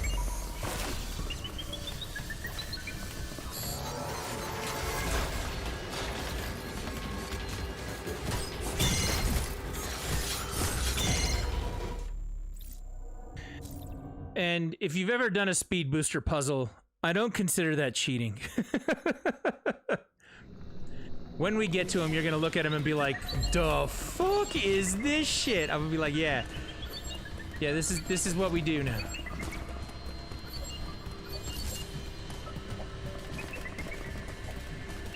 I feel like I'm still supposed to be on this side for some reason. There's charge beam door at the bottom, but I can't get to that because of that other block. I don't have the power bomb yet. I cannot go through this area to get to Kraid yet. That's down below. What was the last thing I got? I don't have the morph ball. I got that. Well, I looked at that. I didn't get it. Let's actually go up there then.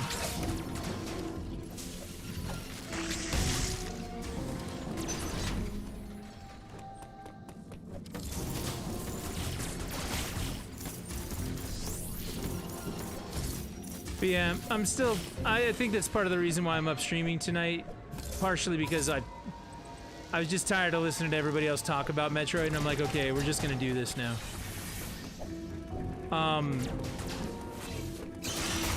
Okay, this is where I turned it off. I don't want to go through that way. We need to get around to this side. I cannot go up yet. This does not help me.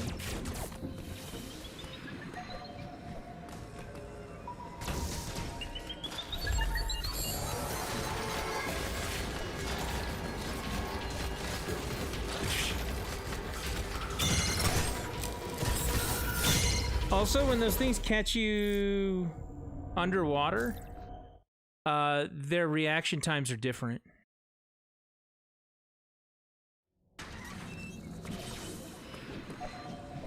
I'm just trying to remember where I'm supposed to go.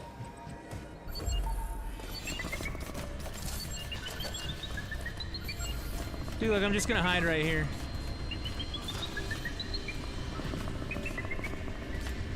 Oh, look, he walked up to me anyway. Missed. Missed. Nope, didn't miss that time. Got him. Let's get the fuck out of here.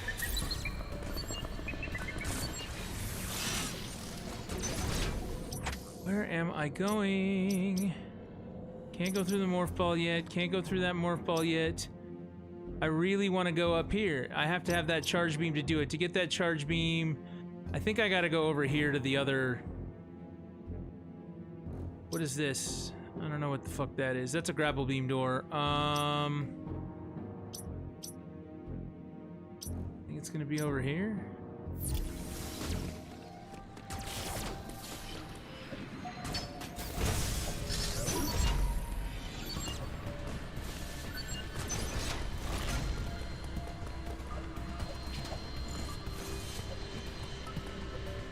So I can't go through those.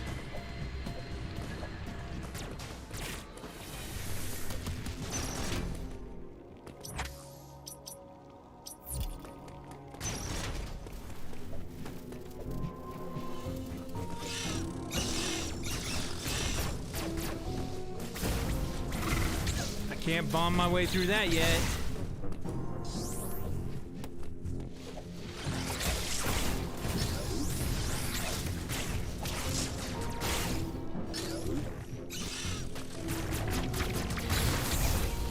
It's too hot.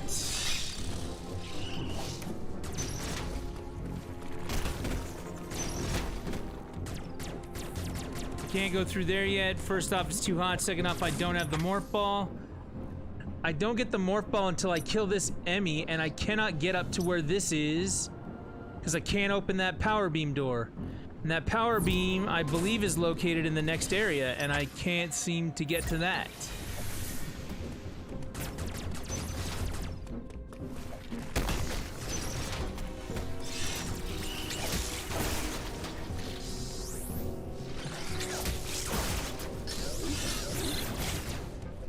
And I do not remember how. Does anyone else remember how?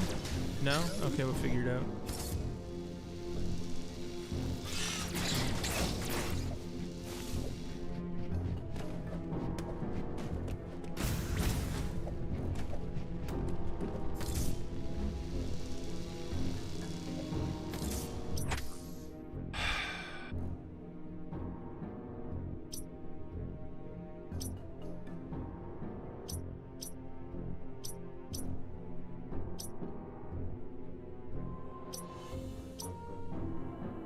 I want to go back around here.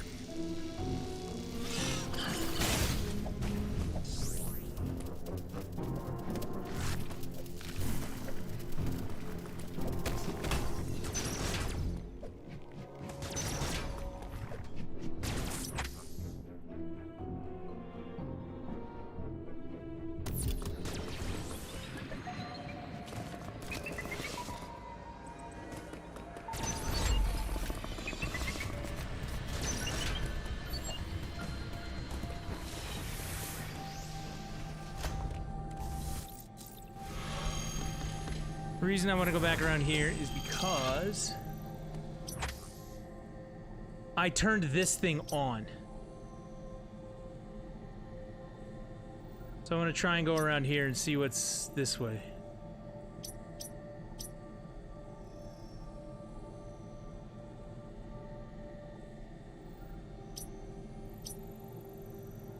And I drained the heat out of this area over here, so I want to go to that.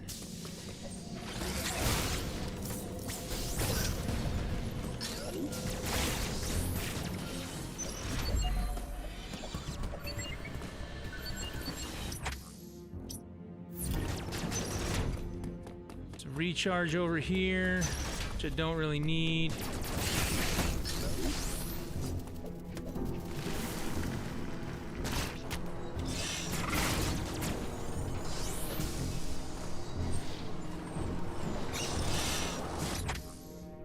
It didn't go up at all.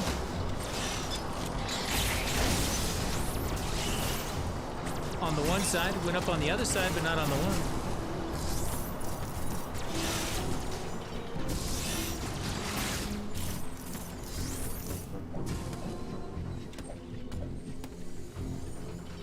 Well, that sucks because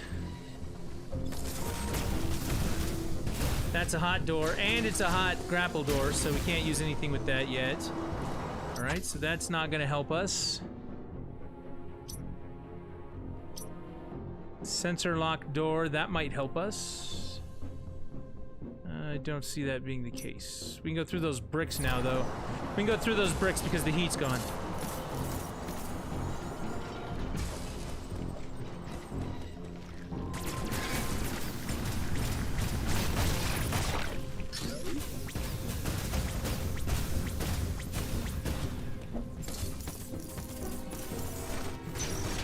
See, no more heat.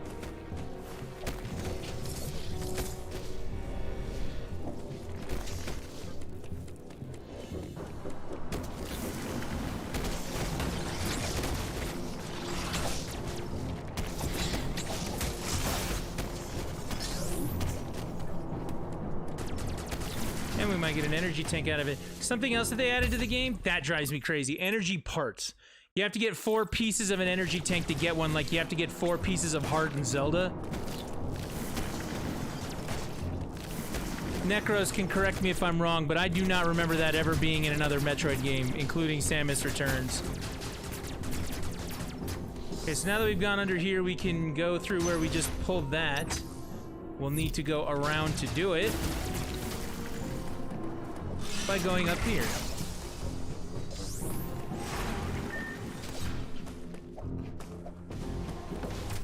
Now we can just get a straight energy tank.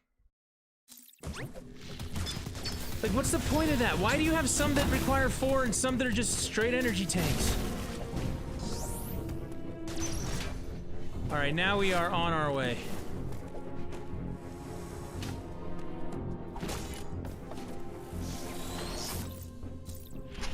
And that was another kind of intuition move right there. It was like, okay, I just opened this piece up. I just opened this piece up. This was a new area for me. So go back to that new area until you find your way through. So that's what I did.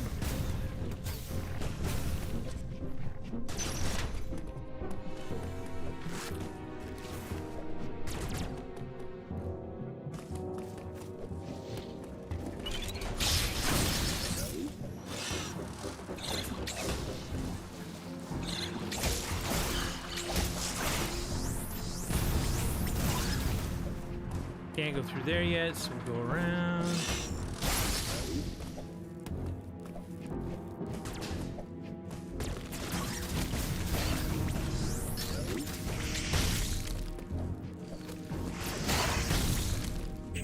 I'm gonna keep on blowing up, apparently.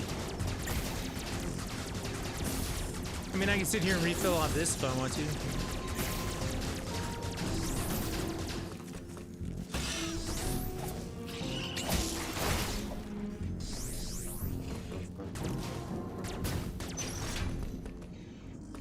Here we go. I found it. Platform to the next area. Dayron? Dayron.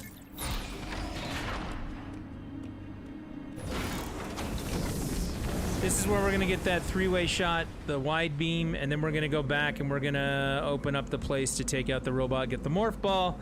Then we're gonna take the morph ball to where you get the Variety suit. Once we get the Variety suit, we're gonna go down and fight Crate. In that order.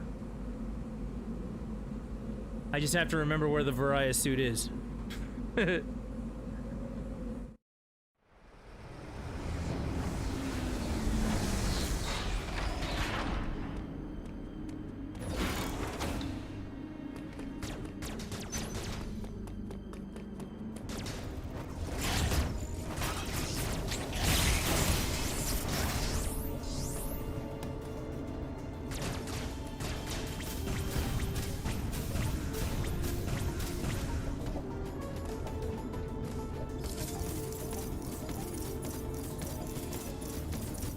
Up we go.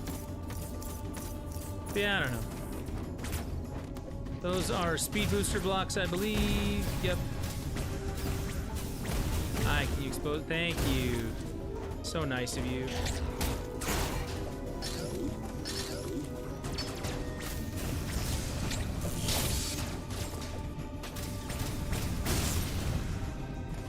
There's a warp right there. Warps are always fun. Take the save room. Yeah, I just don't know. I don't know if I want to pack everything up and go. The problem with packing everything up and go, it's one thing to move my tower. It's one thing to take the accessories, keyboard, mouse, things like that, right? But I have to unmount my monitors in order to take my monitors with me. And that is unpleasant.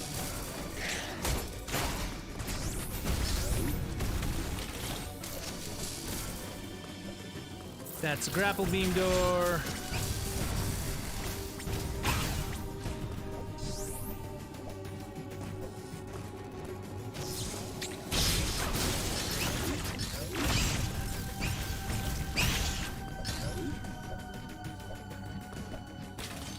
There's a wide beam door. I'd like to get the wide beam first. That would be excellent. All right, we're gonna turn on some power in here. This is actually a cold area, but because the power's off, it's not generating that cold. Can't go through that door yet.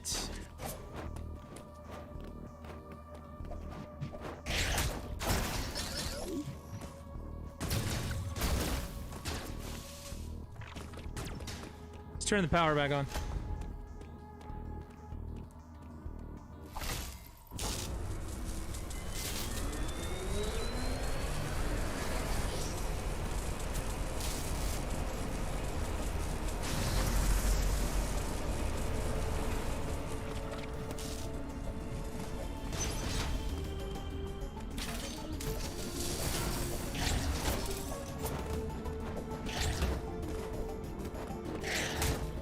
Really, homie?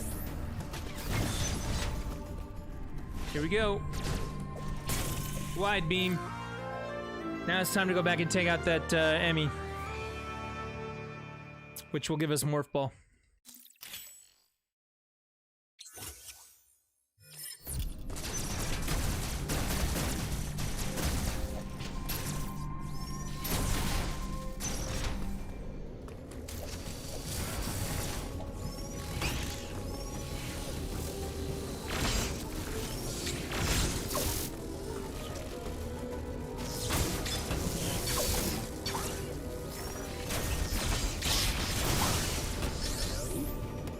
Okay, so this is what we can do with that. We had these blocks that were sticking us before. Now we can get past them. Oh my god, and I'm gonna continue to fall back down as these guys just wail on me. Hello there. Attack me, you're dead. Thank you. If I had the speed booster, I maniacally got a missile tank in that last room with a speed booster the last time I did it. Alright, here comes the next IMEI, or Emmy, E-M-M-I. Guess what? That one's got a speed booster attached to it. See how he runs so fast? He runs fast.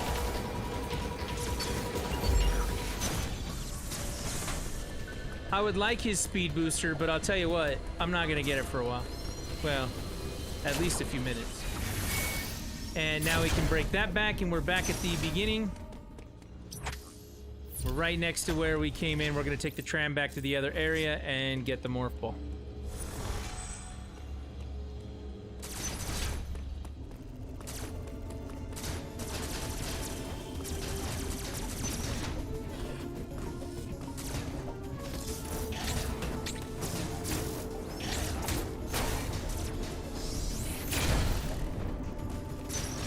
Here we are at the tram. Let's go back.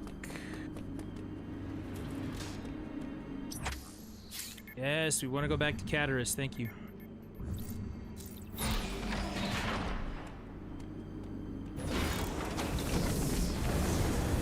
Now, for those of you who haven't seen the changes that have gone on, and this is another reason why I want to take my computer down to Vegas with me. So there's a Facebook page for Facebook Gaming. There's a YouTube page. It's my YouTube page, but there's a YouTube page. And there's a Twitch page. Most people know where the Twitch page is. People who come by and say hi and whatnot. People have been around the Twitch page for a long time. But I'm actually multi-streaming to all platforms now. So there's a part of me that also wants to take my computer down there and for the first time after almost a year of paying for it, you know, turn on the Photoshops or the Adobe Premiere. The Adobe program, and you know, actually work on some stuff and do some things since I'll have time, since I'll be down there by myself.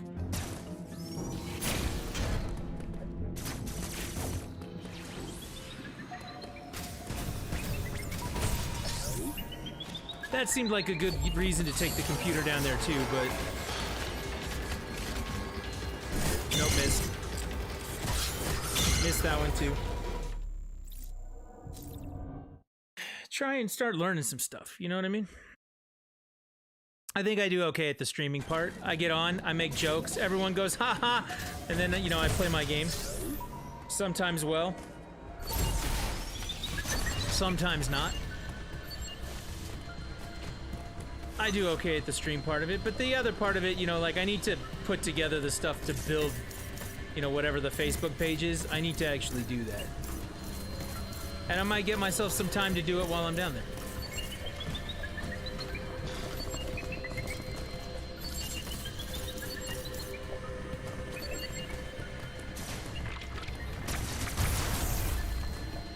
Here we go.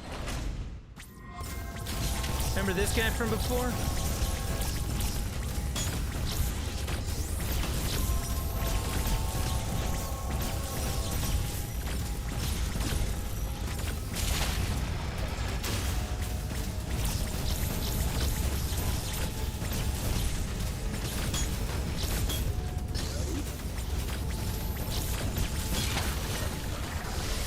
Alright, here we go. It's time to take out another Emmy. Morph Ball.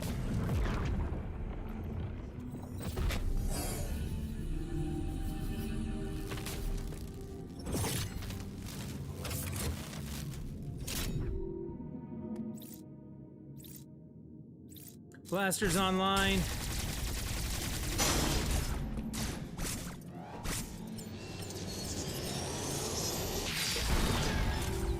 We gotta find a long enough distance to deal with him.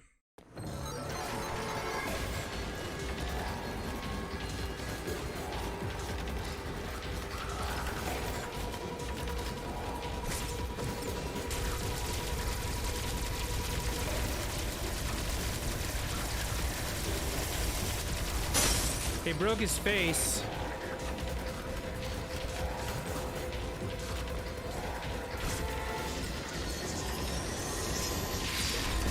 I broke his other face. Give me my morph ball.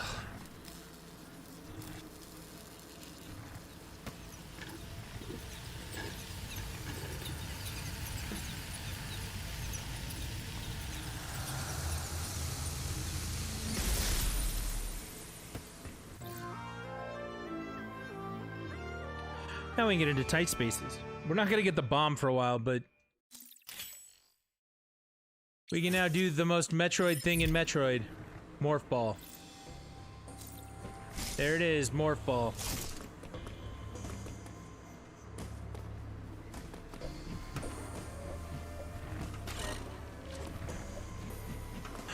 I want to open that up.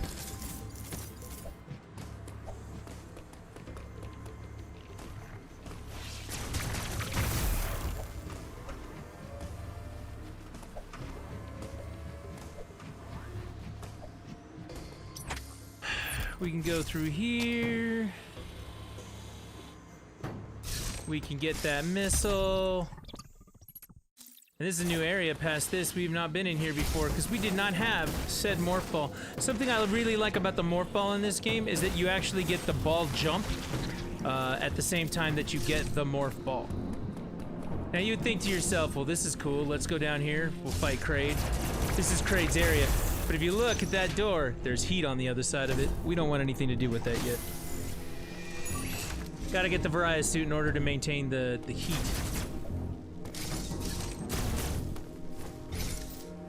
And just like that, we've gone to a new area here.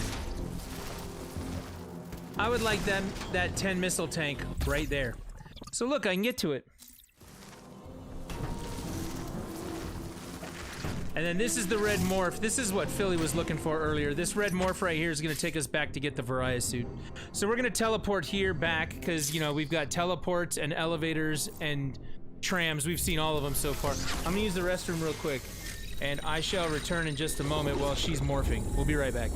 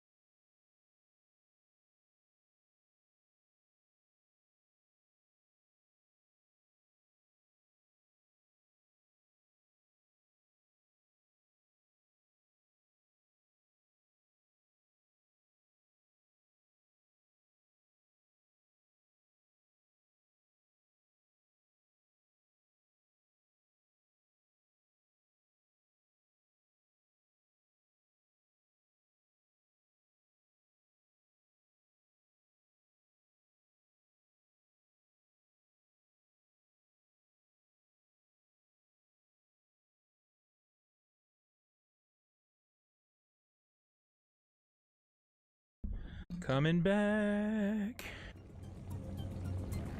Back onto the screen. Should be good to go. Alright. Now we can use morph ball to get through that area. We could not do that before.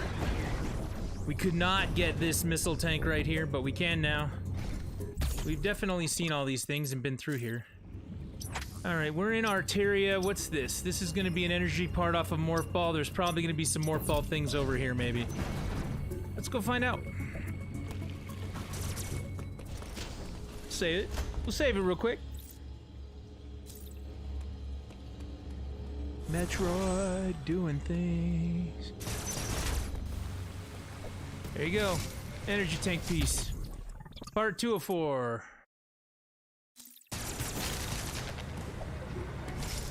Look, we're all of a sudden up here.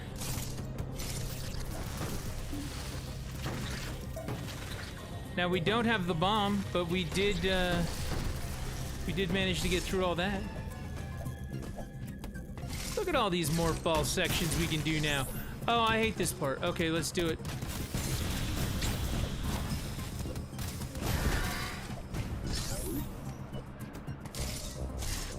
Alright, you want to dread something? Here's the time to do it. You ready?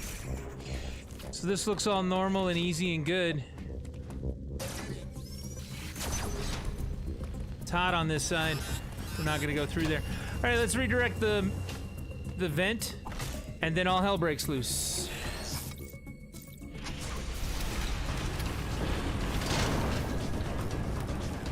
Look, I can't go back down now. The whole thing is exploding. We're going under here. Under here. Let's climb up here and break this shit.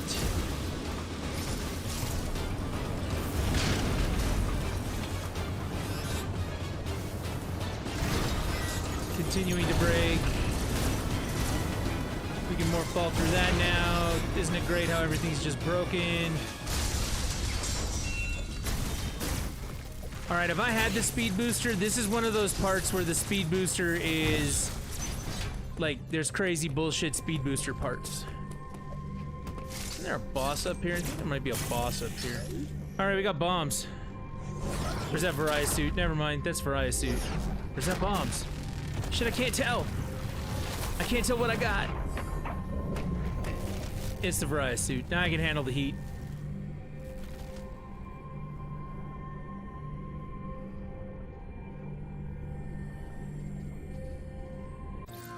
Variety suit acquired. Now we can go to Kraid.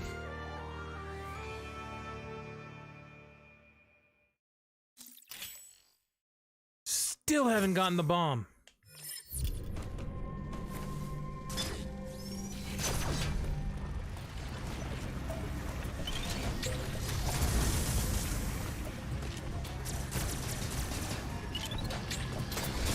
That was fun. That was fun too. Thank you. For what it's worth, I do not have enough to survive this, but I'm gonna go get it anyway. Shit, I do have enough to survive it. Haha, video game. I got my 10 missiles. So we now know that this whole section here is destroyed, bad things happened, and it's gonna redirect us to another section. We don't have bombs to get through there yet. But yeah, we wouldn't have been able to get back had we not, you know, because this was all heated up over here.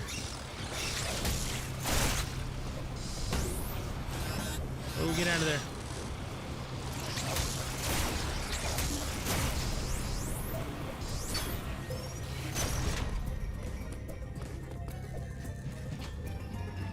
Then we go all the way back down to where we were.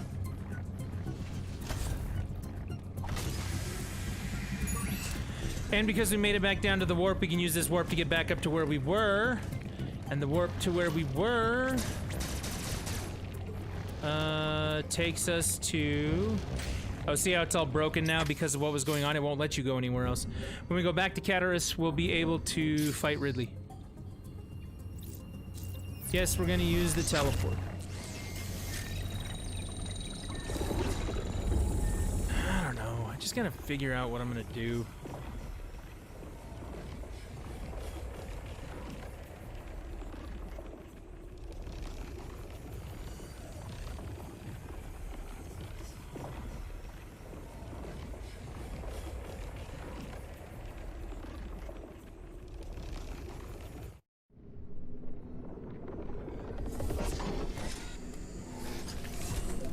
Here we go.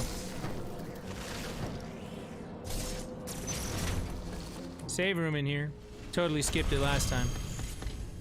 Let's hit it now because this Kraid fight ought to be out of control. So this Kraid fight is another one of those things that I had to throw myself at over and over and over again until I got the pattern down and the hang of it and all the things that you had to do in order to, you know, play it.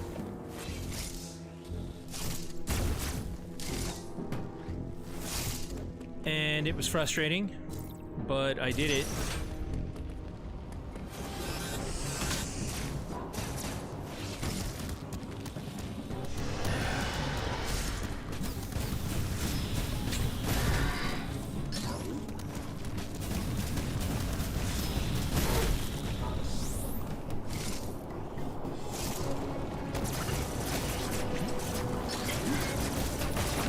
Wide beam does a lot more damage than just my regular blaster did.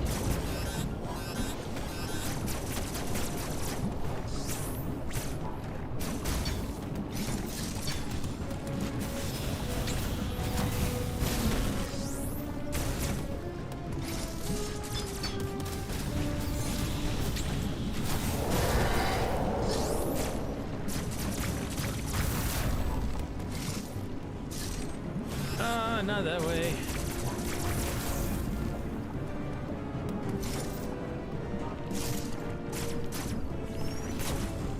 Alright, you can definitely tell there we've got a door that has, you know, like boss written all over it.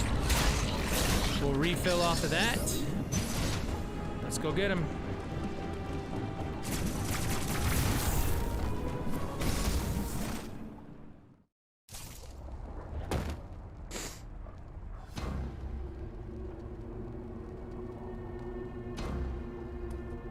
For those of you familiar with Metroid, Super Metroid, this guy should look very familiar.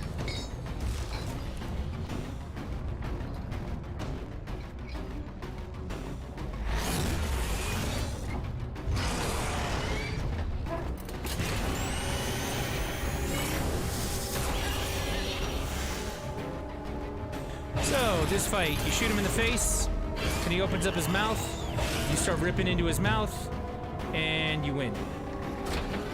He will do some moves and some complicated things in a minute to try and make it, you know, harder to do all the things I just mentioned, but this is what we're doing here. We hit him in the face, now his mouth is open, we're just gonna keep on wailing on him.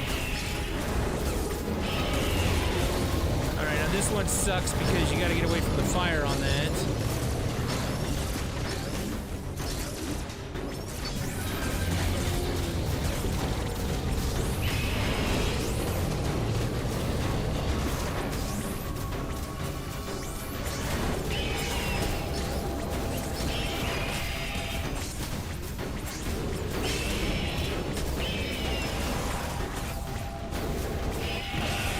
That's phase one.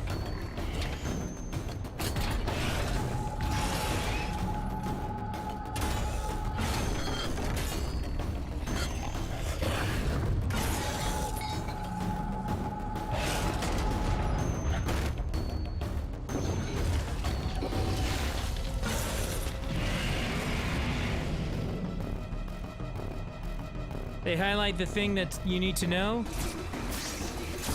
So what I do is I wait, I keep charging up, and I try not to let those things hit me. I hit his stomach while hitting those donut-looking things at the same time. 1, 2, 3, and now we're up top, shooting him in the face the exact same way we did before. I actually could have countered that, and I didn't because I'm stupid. That move you cannot well, you can dodge it, but by dropping down, but you cannot stop it from, like, if you get hit by it on hard, you die instantly. That's in one hit KO. Alright, so we got the melee dodge that time. I'm gonna do some acrobatic things like we're in God of War, continue to launch missiles into his face.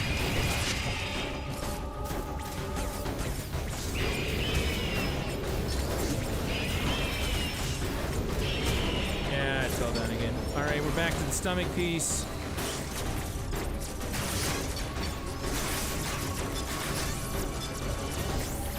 Going back up. He keeps giving me ledges. We're gonna keep using them.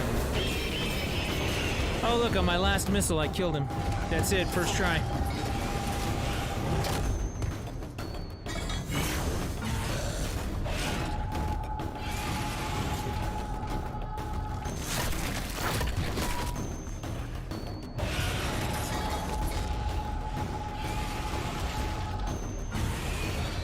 Fight's over. So, that's something that I appreciate about this game, second, third, fourth playthrough at this point, right?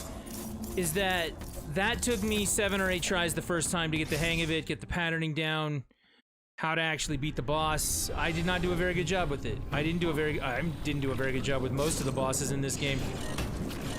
Oh, I have no more missiles, so I need to kill that thing.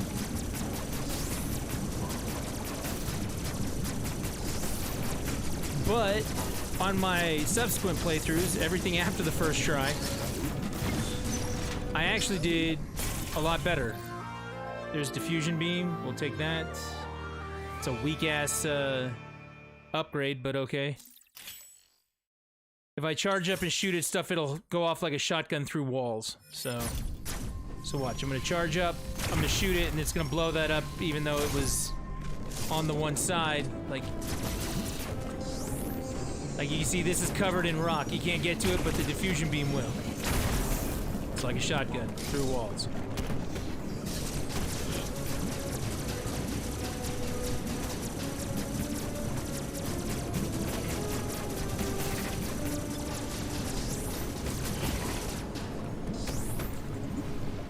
We got a new teleport right here. What do you think? Should we take the new teleport? Not just yet.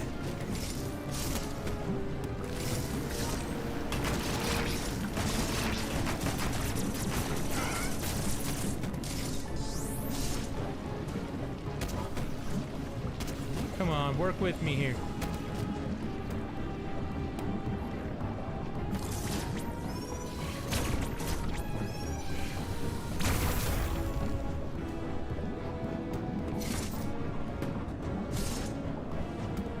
Take a missile tank up top. 4 reasons.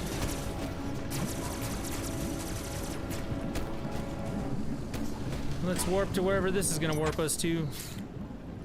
Back to Dayron.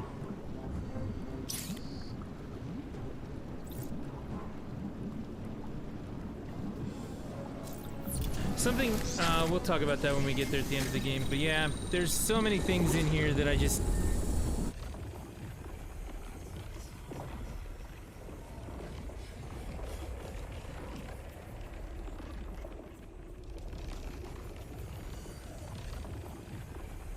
What was I doing?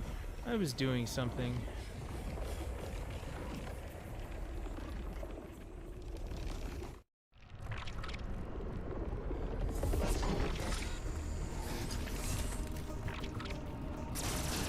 Alright, we can do that because we have that beam. We can open this door because we got the stuff to do it. Yay! We can go through the heat because we got the Varai suit. See, this is what cruising looks like. Alright, you see that energy part right there? I got it.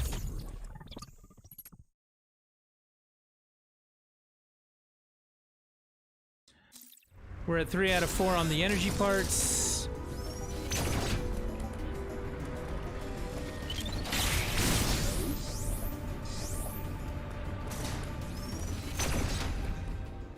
Let's talk to the computer for a minute. Samus, you did well. Good job. Win. Go fight Win. Uploading data. This area, Dairon, appears to be a biological research laboratory. You have already reactivated one generator in this area. There is another sector above you still suffering from the blackout. Find the next generator and reactivate it.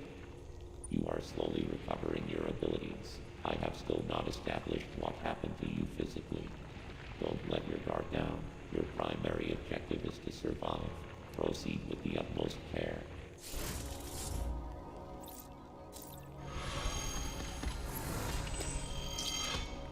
I think that's not bad for 2 hours and 12 minutes of streaming.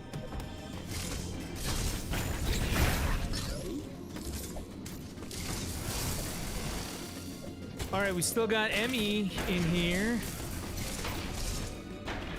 So our next objective is to get to the point where we can take that thing on. I think we need bombs to do it. We're gonna get bombs in another place.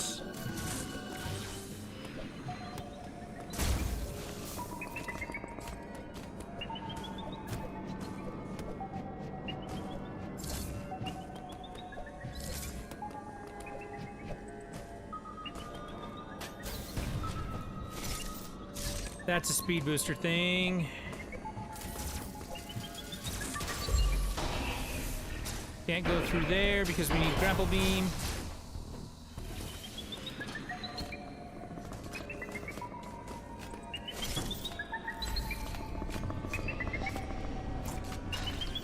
That was close.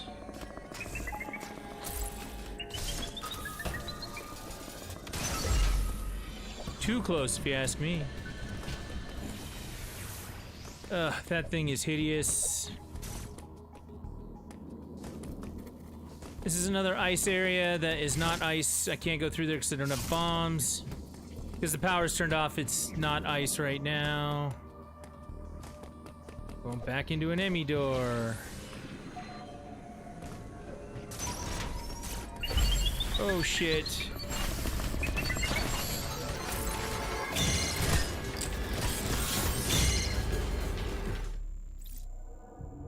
I have to assume when you are dealing with an Emmy that you're done.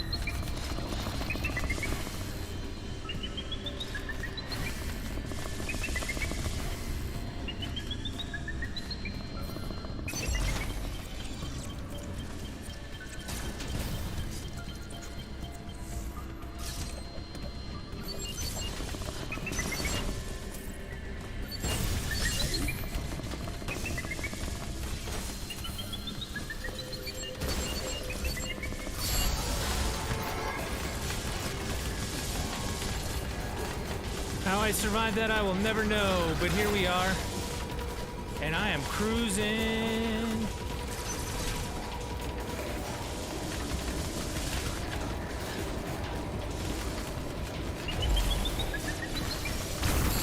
Oh, man. Damn it. Cannot believe I got that far.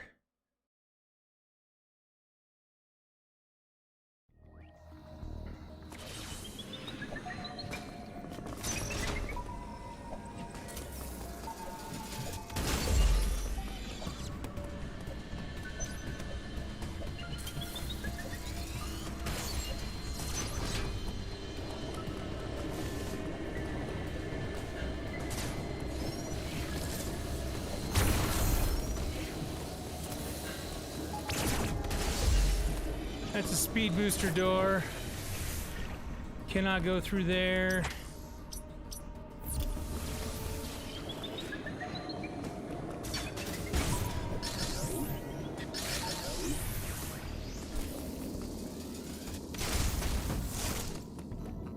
We're gonna turn on the power in here. No, we're not, because I don't have a bomb yet.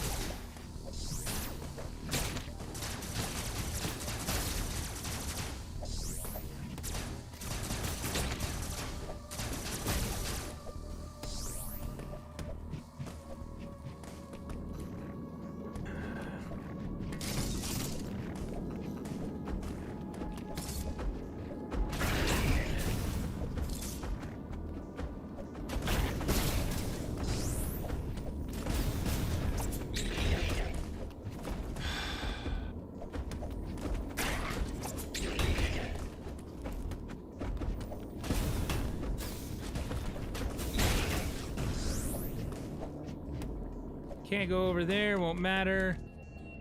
Can't use that, doesn't matter. Can't use that because I'm not close enough. This is an ice area in the long run.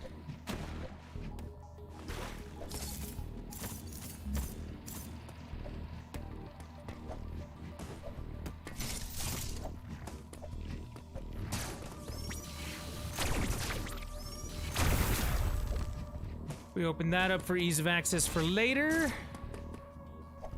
There's our next platform to turn the power back on. We cannot go back into the room we just came from because that's now covered in ice.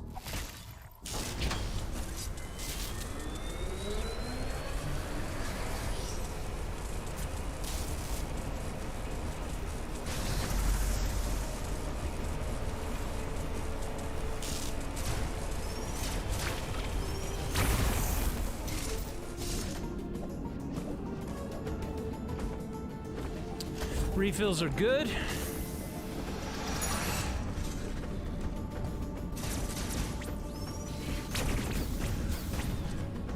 Come out the other side of that one. Yeah, you can see how this is all blue now. That's all ice. What are you? Missile cover. Oh yeah, we had to skip that because the power was off.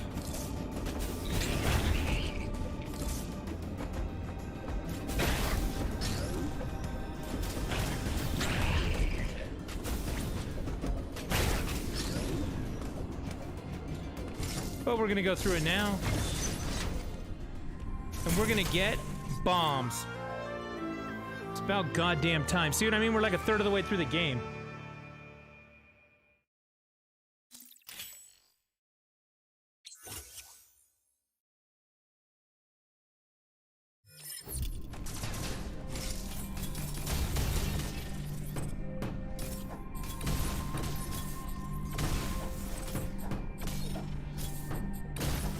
Missile tank, I will take that.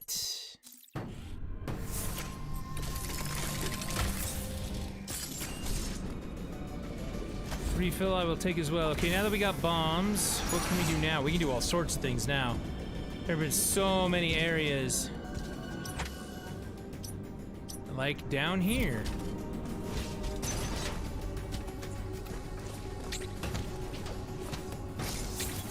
Now with these things, they'll booster us through them because we have bombs. There's another bomb thing over here.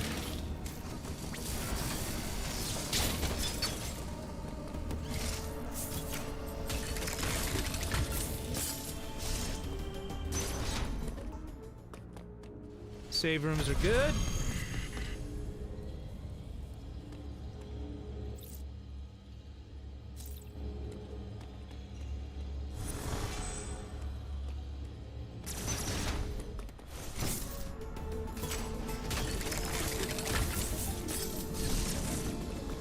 Now we're back in Emmy territory.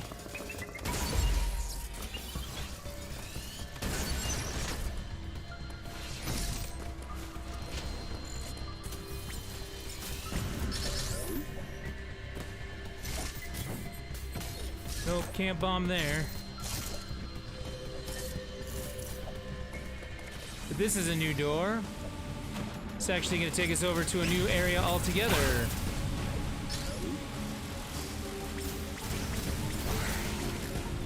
I'm trying to remember if we need to go there before we take this thing out. I'm pretty sure we do.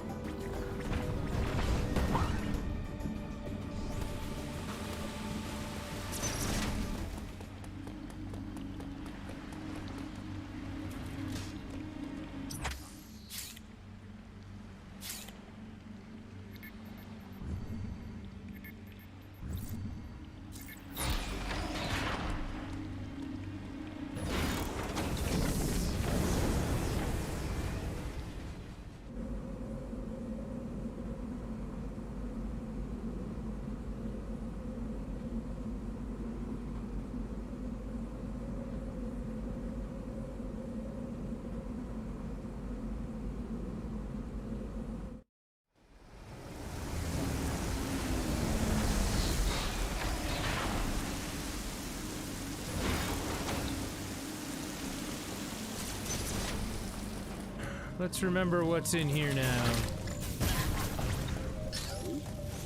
Can't go through that fan. Need the speed booster. Remember when I said that they just put water in things to be annoying and force you to go through it? This is one of those moments.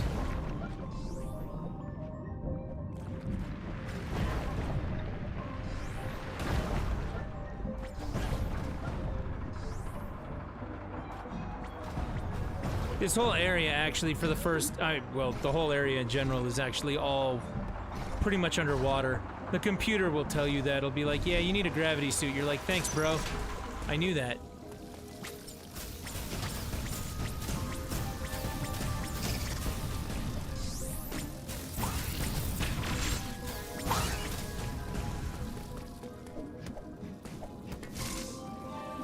Broski, what's a gravity suit?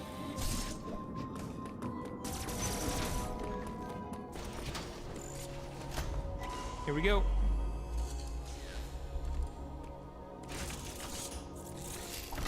Uploading data. The lower levels of Verenia are mostly submerged. You will need your gravity suit to operate there at full efficiency. Abilities such as the grapple beam or space jump will help you maneuver underwater to an extent. Find them as soon as possible. Space jump's not for a while. Gravity suit's not until after the space jump, and grapple beam I believe is coming up here before too long, so.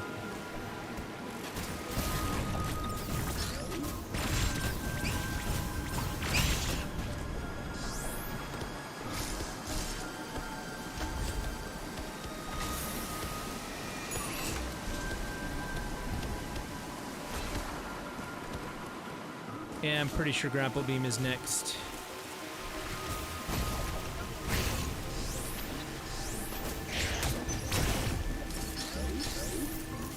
We can go down here and see what there is to see. As of right now, it looks like nothing. I don't know if there is anything in there later. I don't remember. I go through a lot of places and do a lot of power bombing.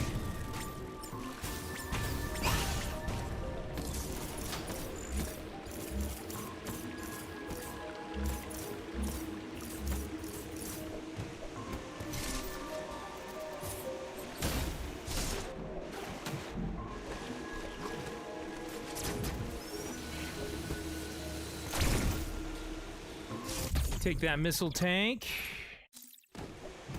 For those of you who missed the ability right there, if you charge up your beam and then go into the actual morphball, it'll fire it forward for you instead of hanging on to it because you can't really shoot it. So you get in there and it does it for you. It automatically discharges when you morph into a ball.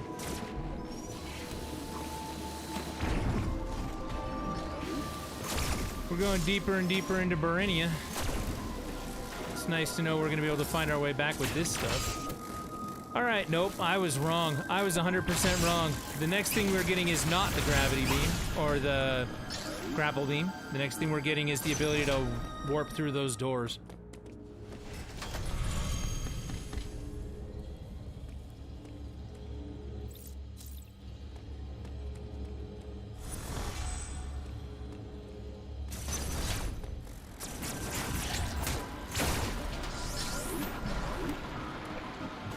So we cannot go through that yet.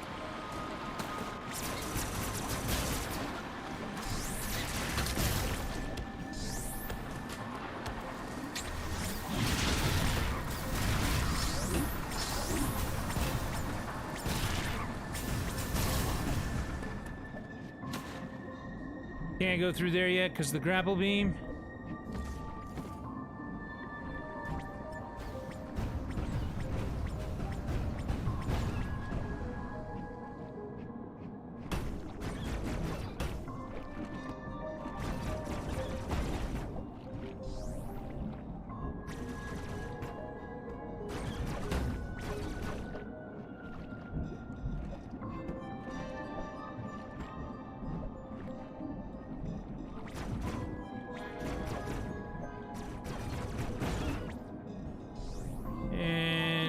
This side.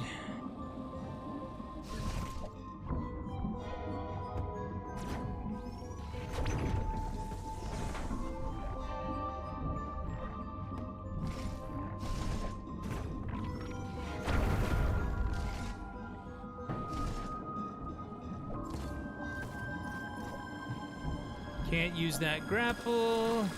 That door is locked.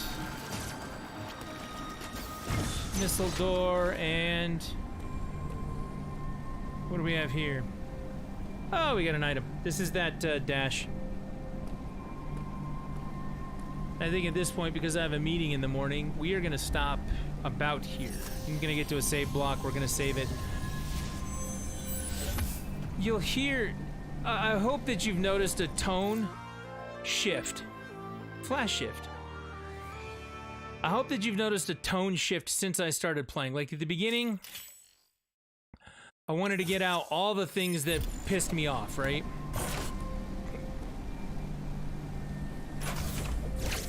That's what the shift does. You see how I zip forward?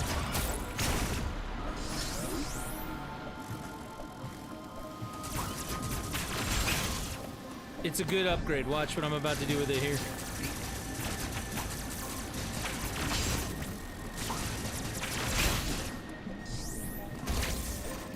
Oh, damn, I missed. I was gonna go up there and get that piece there on our way back to a save room, because there's one right next to us there. Alright, energy tank. Full energy tank. We're cruising now. Let's save it in here. Okay, so there are some doors that we can use that zip to go through. Back in that last area, I believe. So, but like I said, we're gonna stop here tonight. But yeah, I'm hoping that you could tell there was a tone shift, right? Like when I first started playing the game, you know, I was complaining about all the things that, you know, frustrate the hell out of me about this game. Some stuff that just pisses me off to no end. As a seasoned Metroid player from the older games, you know, the things that they've changed, the boss, the way that they do this, the different waves of the bosses, you have to do 5, 6 phases. It's actually more like 2, 3 phases, but you can see that after having played it, I got through them a lot faster. You know what I mean? I got through them faster. I got through them on my first try. We went through the areas, went straight from point to point to point. So I think that this game really shines on its second, third playthrough. Anything after that original shock of going, the fuck is this game? Like, there's so many frustrating things about it as a Metroid player in the first playthrough that aren't as frustrating the second time through. So if you are going to play all the way through this game, again, play all the way through it the first time, be frustrated, and don't feel like you're doing something wrong because you are frustrated. As somebody who's played a lot of Metroid in his life, and I mean a lot of fucking Metroid, there was a significant time where it was like, it was kicking my ass too. Like, I was frustrated, I was not happy, it was irritating, you know, that whole thing. So take that for what it is, get through that first playthrough, and then realize that the skills you developed from the first playthrough are going to carry you through a second one. Whether you play it on hard, whether you play it on normal, however you decide to play through it again, try and cut down on times, do things like that. I think that this game has a lot of value in it in its second playthrough. And based on that, because I am playing it now, this is my third playthrough, I'm hoping that the tone changed from the beginning where I'm like, okay, let's get all the gripes and anger out about this at the beginning. Let's get all of the stuff on the table. I'll call it out as we go for some of the things like the tutorial things and some of the weapon frustrations, the button frustrations, things like that. But once you get that all out of your system, you settle in, you're playing a Metroid game, and it's pretty good Metroid. I mean, it's even on its worst day. I said this about Zelda earlier. I said it about Metroid earlier. I'd rather play the worst Metroid game than no Metroid game. And I don't think that this one is the worst by far. So, you know, is it as good as Fusion? I don't know. Is it as good as Zero Mission? I don't know. Is it as good as Super? I mean, Super doesn't hold your hand at all. Super Metroid on the Super Nintendo, like, if you want to put yourself through the paces of going through a Metroid game and knowing what it's like to bomb every wall and getting no help whatsoever, Super Metroid, Metroid 1 are going to be the games to do it for you. Zero Mission holds your hand really bad. Fusion holds your hand really bad. This game is kind of the middle ground on that. It holds your hand at parts and expects you to understand certain things because you're never far away from where it is that you need to actually go. So it does that, and at the same time, it doesn't tell you. So for me, I still think it's good Metroid. Whether or not it's the best, or we want to rank it against all the other games, or whatever the hell that's all about, that can be for somebody else's stream. At the end of the day, any game is worth its salt if it's fun to play. This game is fun to play. I'm glad that I sat myself down and made myself do it a second time, and I'm going through it now because I want to a third time because I want to share it with the stream. But I'm glad that I'm doing it. And it feels a lot better on those extra playthroughs. The first time through, again, embrace your frustration, having to get through stuff. While we were actually playing, I got a message from my friend, the one that, you know, asks me my opinion on stuff and amplifies that opinion. He told me he got through the boss in the lava, which I'm assuming is Kraid. And if he got through the boss in the lava, then that means that, you know, he is still persisting and pushing through. He got stuck earlier today. He was really frustrated about it. He got unstuck. Whether you have to look that up to do it or whatever it is, like, get through the game, know what you're doing, and then go, okay, I got this. We can do this the second time. The second playthrough is where it's really at. And I think that's where you're going to enjoy it, because you have the full scope of the game. You have the full scope of the abilities. You know what you're doing. Like right now, I've been calling it. I'm like, okay, we got to get this one, this one, this one, this one, this item. We got to go through this order. Okay, we got to go through this order. Like when you know that stuff and you're pushing through it, it makes a hell of a difference. So that's my take on the Metroid thing. I finally have spoken my mind about Metroid. And this has just been part one. We're going to continue to play Metroid probably tomorrow night. I'm thinking tomorrow night. Depending on if I got to break everything down. If you want to, please join the Discord. Inside the Discord, you're going to see, the pickup channels. You're going to see game pickup channel information about things coming up, what's going on. You can weigh in on stuff. Like the question right now is, how much stuff do I want to take with me when I go to Las Vegas in a couple of days here? Whether I want to take all of my streaming gear and stream from Las Vegas, whether or not I just want to do IRL streams from, wherever it is that's going on, whether or not we're ready to start playing Diablo 2, whether I need to finish Metroid. Like, I'm going down there for some peace of mind and some, it helps me relax. It's my home. It's where I grew up. I grew up in Las Vegas, Nevada. I really want to relax and, feel good about what's going on and have at least a good week, if not longer. I could stay, as long as I need to. So, I just want to go and do that stuff. So if you want to go weigh in on what all I should take with me in order to get that done, like, please do. I'd love to hear from you. Join the Discord. We'll see what's going on with that. And then it's time to start pushing the other things. I've been streaming tonight on Twitch, on Facebook, and on YouTube. We've got 3 different ways to check out the stream. It's a new page for the Facebook compared to what I was doing earlier in the year. Please go and follow those pages. We can get into programs and we can do things and figure stuff out if we can get some exposure on that. Whatever your platform of choice is, go and find out. Turn on the notifications. That way when we go live, when I'm here streaming things, doing stuff. I think tonight was a very good stream and I'm very happy about what went on. I hope that people can catch that in a replay and enjoy it in the long run. But that's just it. Please support what's going on by going and subscribing to those channels, following those channels, liking those channels, doing the thing on those channels. And we will go from there. So I'm Trisket109. I'm out for tonight. Metroid Dread Part 1 is over. We got really, really far. We just got the phase shift, the little dash thing. We beat Kraid. We've got Morph Ball. We've got bombs. We are on our way to the next sections of the game. And we're going to continue on. Hopefully tomorrow night. Hopefully we'll see you then. I'll be around. Hopefully you will be too. We'll catch you then.